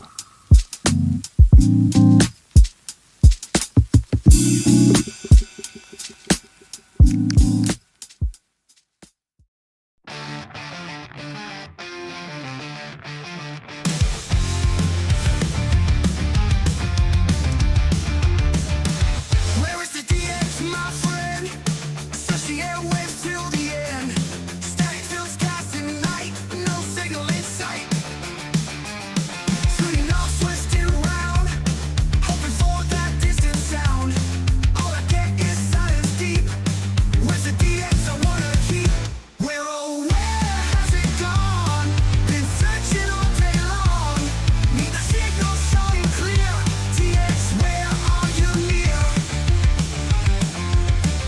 from the DX Central North Shore Studios, this is DXC Live. Now here's your host, Lloyd Van Horn.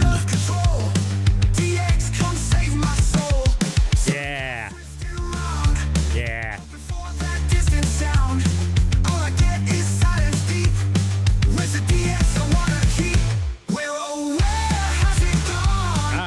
All right, I'm done rocking out. It's DX Central Live from the North Shore Studios here in Mandeville, Louisiana. We're in Studio A. And let's take a quick visit here in a moment to Studio B. Actually, before we do that, Barry says, check 549933. I'm pretty sure I know what you're referring to here, so I'm absolutely going to take a pause in the cause and do that right now. So 550. And we're going to zoom that sucker in. Let's go up here and pull this up on the screen. You guys can follow along with me. That's I knew you were going to say that.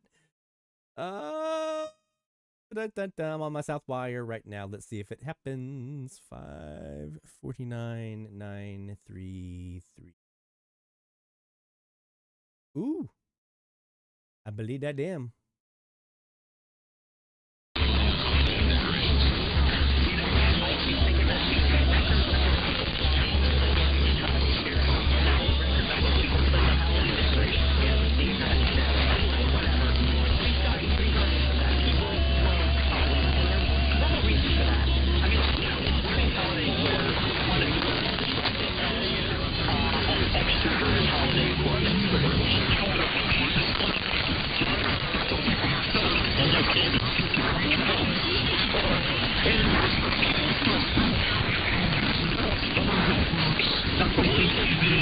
Let's see. I feel like I'm in a ham radio contest.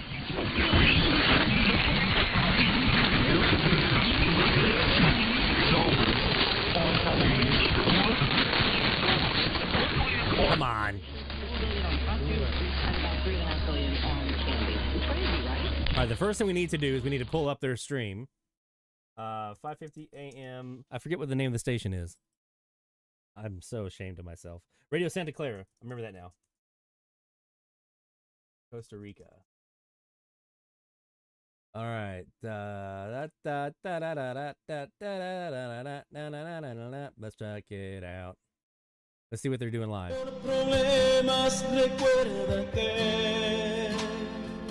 Reset the PLL.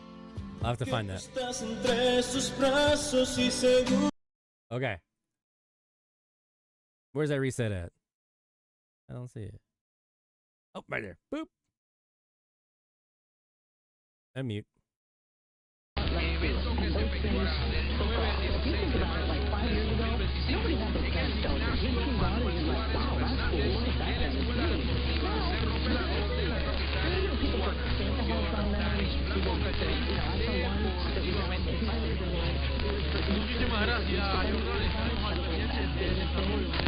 Oops. Dang it. Man, I ain't doing nothing. I think I hear him.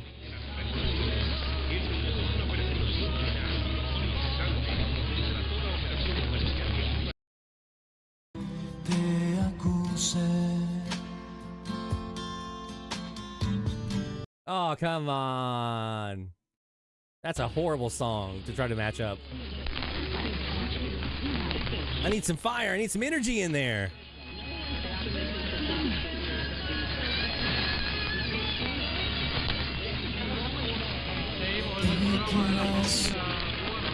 I'm gonna need something out you there, Radio Santa Clara.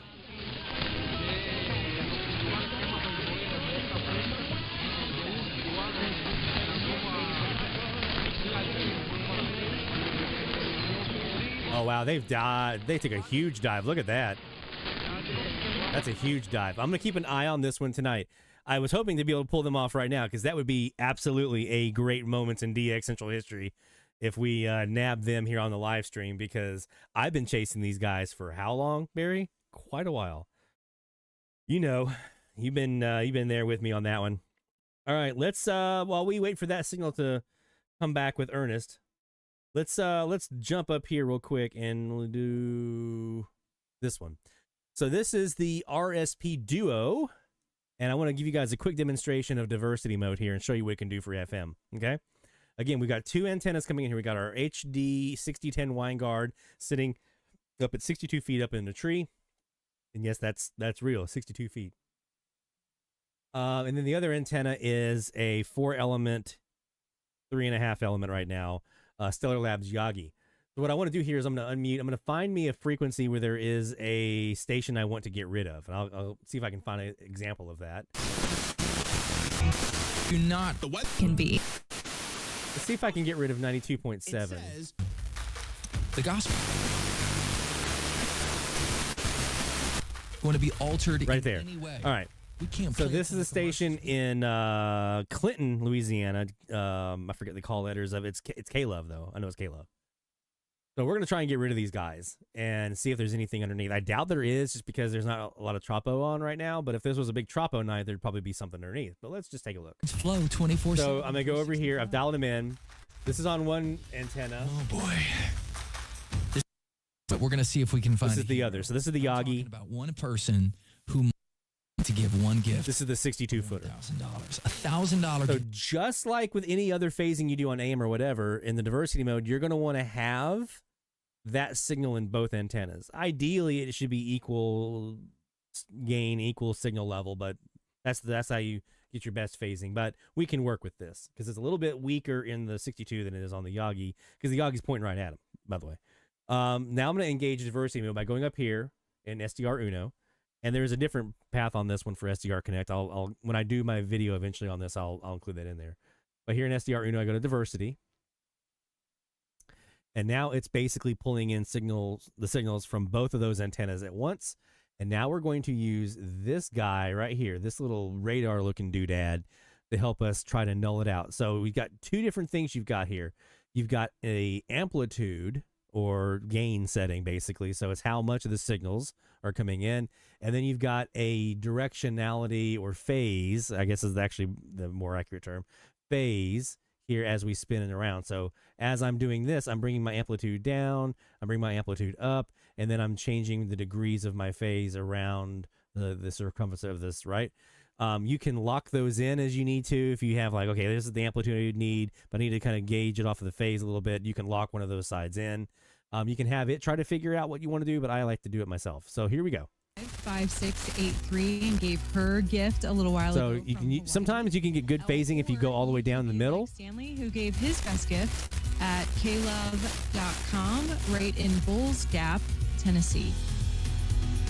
The number to call is 800-525-5683. Bit of a delay here. You can go to klove.com, klove.com. One person, one gift. So what I'll usually do, $1,000. I'll give it a swing around. You don't have to, but if you do, you're my hero. At least you are for tonight. I'll tell you that. Because now the lower we do the amplitude, what we're doing here matters. It's gonna inside of an election year, more than ever, we need give it more on this one. all the drama that's happening in the news and social media. Oh, don't get me started on social media. Okay, it didn't exist when I was growing up. I used to listen to. Try the other direction here. You can usually. What I'll usually find is I'll get to a point where the signal is at its lowest, and I'll do 2 things. I'll listen to it, but I'll also look at my signal to noise ratio or my signal over here on the waterfall or up here, right here, up in the frequency display in SDR Uno, and I look for that bottom. I try to get it as low as I can, and then sometimes that's when signals start to come in. So not really anything there. I didn't expect there to be anything there this time of day because there's no tropo going on in here right now. We don't have anything happening. Let me just see if there's anything here on 94.5. Of Lafayette missions to advance women's leadership through volunteer action, collaboration, and training. 100 years ago, there were 100,000 tigers in the wild. Today, there are as few as 3,200. The Earth. So I'm actually getting my best null. They need help, but we can. Be the voice for those who have no voice. Visit worldwildlife.org. So there we go. That was semi-local Lafayette, Louisiana, KSMB on 94.5. I could dial that in and tweak it a little bit to make it better, but I basically was able to get rid of them just now. And that's in a tropo scenario or sporadic E if I'm feeling froggy. That's going to probably net me something new. So a really, really cool thing that you can do is to just dial that in and see what's underneath. And that's a great way on those semi-locals and locals that you have where you don't have a lot of things logged. That's a great way that you can try to pull those in. I'm gonna keep an eye on this sucker here for Costa Rica here on 550, just below at 549.4. Or it's actually around 253, somewhere in there. But I'm just going to keep an eye on it here. Okay. All right. I checked the shout-out form one more time here. I don't see any new shout-outs have come in, so that's not a problem. We can have that ready for next week. If you get any new logs, new countries, new states, and that kind of stuff, get those in the shout-out form, and we'll get you in there next week. I'm going to table the discussion on IDing AM stations for next week. I just don't... I don't want to rush that one. I want to make sure we have plenty of time for that. We'll do our quick shout-outs for ourselves here at DX Central for what we had in the week, and then we'll let you guys get to it on the DX. How about that? Let's start off on the FM side because that's quick and easy. One new station heard this week on the FM side. It was Meteor Scatter, so that was nice to get. But it was KBLY in Newcastle, Texas, right? Yeah, Newcastle, Texas. Had them via Meteor Scatter. There was my second station logged here in September. I actually had another station. There was another one in there. I forgot about that. Had them on my SDR Console autologger. So when you saw those all those receivers set up and it was just sitting there decoding, that's where I grabbed them from. And that was at 293 degrees, which was how many miles? 537. I knew I got it in a minute. 537 miles. Did hear another one this week as well. WMDC, the Great 98 in Mayville, Wisconsin. That was also this week. That was on the 25th. They are at 906 miles, also Meteor Scatter, and they're on 98.7. So 2 Meteor Scatters this week. I'll expect to see that start to ramp up as we get more and more here into the Orionids meteor shower that is now underway.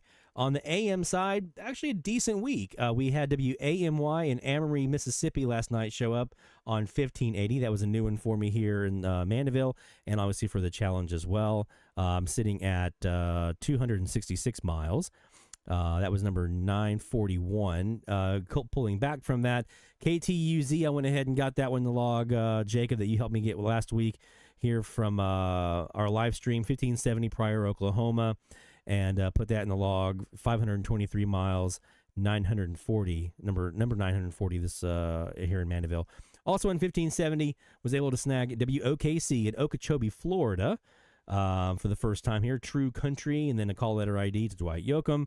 They are at 599 miles, and that was number 939. So we're at 941 now here in Mandeville on the AM side. On the FM side, we are sitting at 1,133. So still chipping away at the medium wave, getting closer to 1,000. It's getting harder, as you can imagine, but to have a couple of goals that I've got for myself that might help to do that and make it a little bit easier.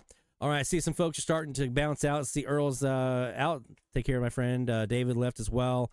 So we're going to go ahead and wrap it up as well, my friends. Let me double check real quick. Make sure. Nope, my agenda is clear, except for the how to ID AM stations, which we'll table that for next week.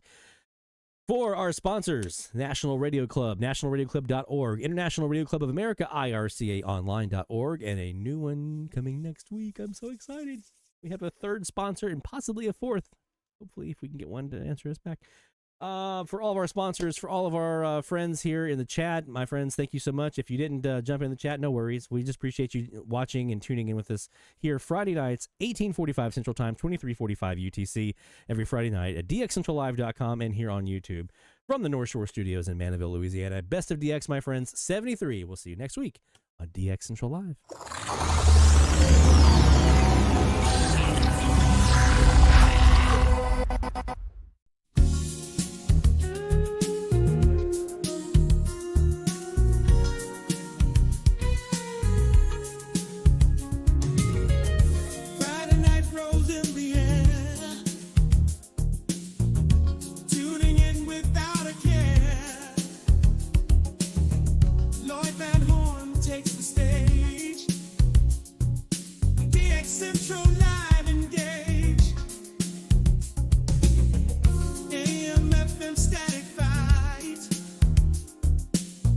Chasing signals all through night.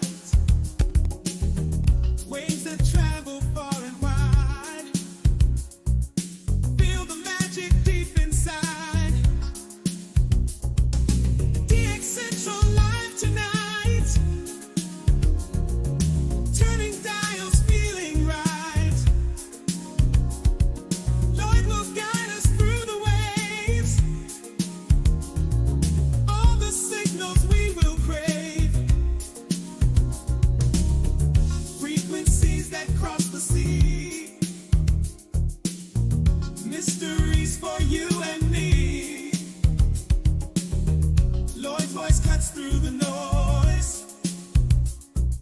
Feel the thrill, enjoy the joys. Ghostly whispers in the dark. Find a station, hit the mark. Fading in and fading out. Lloyd helps clear the doubts.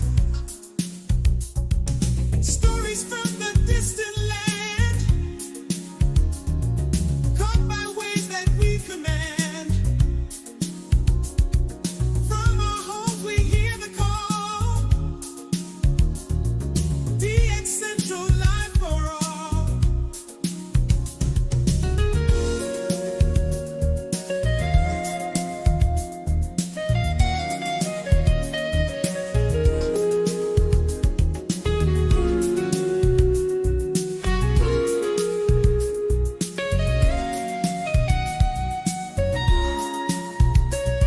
DX Central Live tonight. Turning dials, feeling right. Lloyd will guide us through the waves. All the signals we will crave. DX Central Live tonight. Turning dials, feeling right. Lloyd will guide us through the waves. All the signals we will crave. DX Central Live tonight. Turning dials, feeling right. Lloyd will guide us through the waves. All the signals we will crave. DX Central Live tonight. Turning dials, feeling right. Lloyd will guide us through the waves.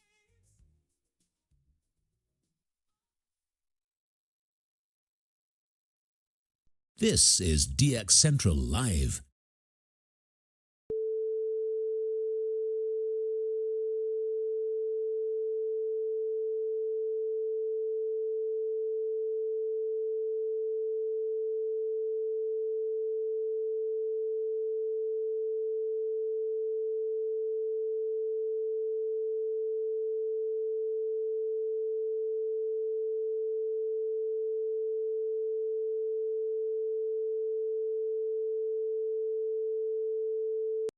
This is DX Central Live.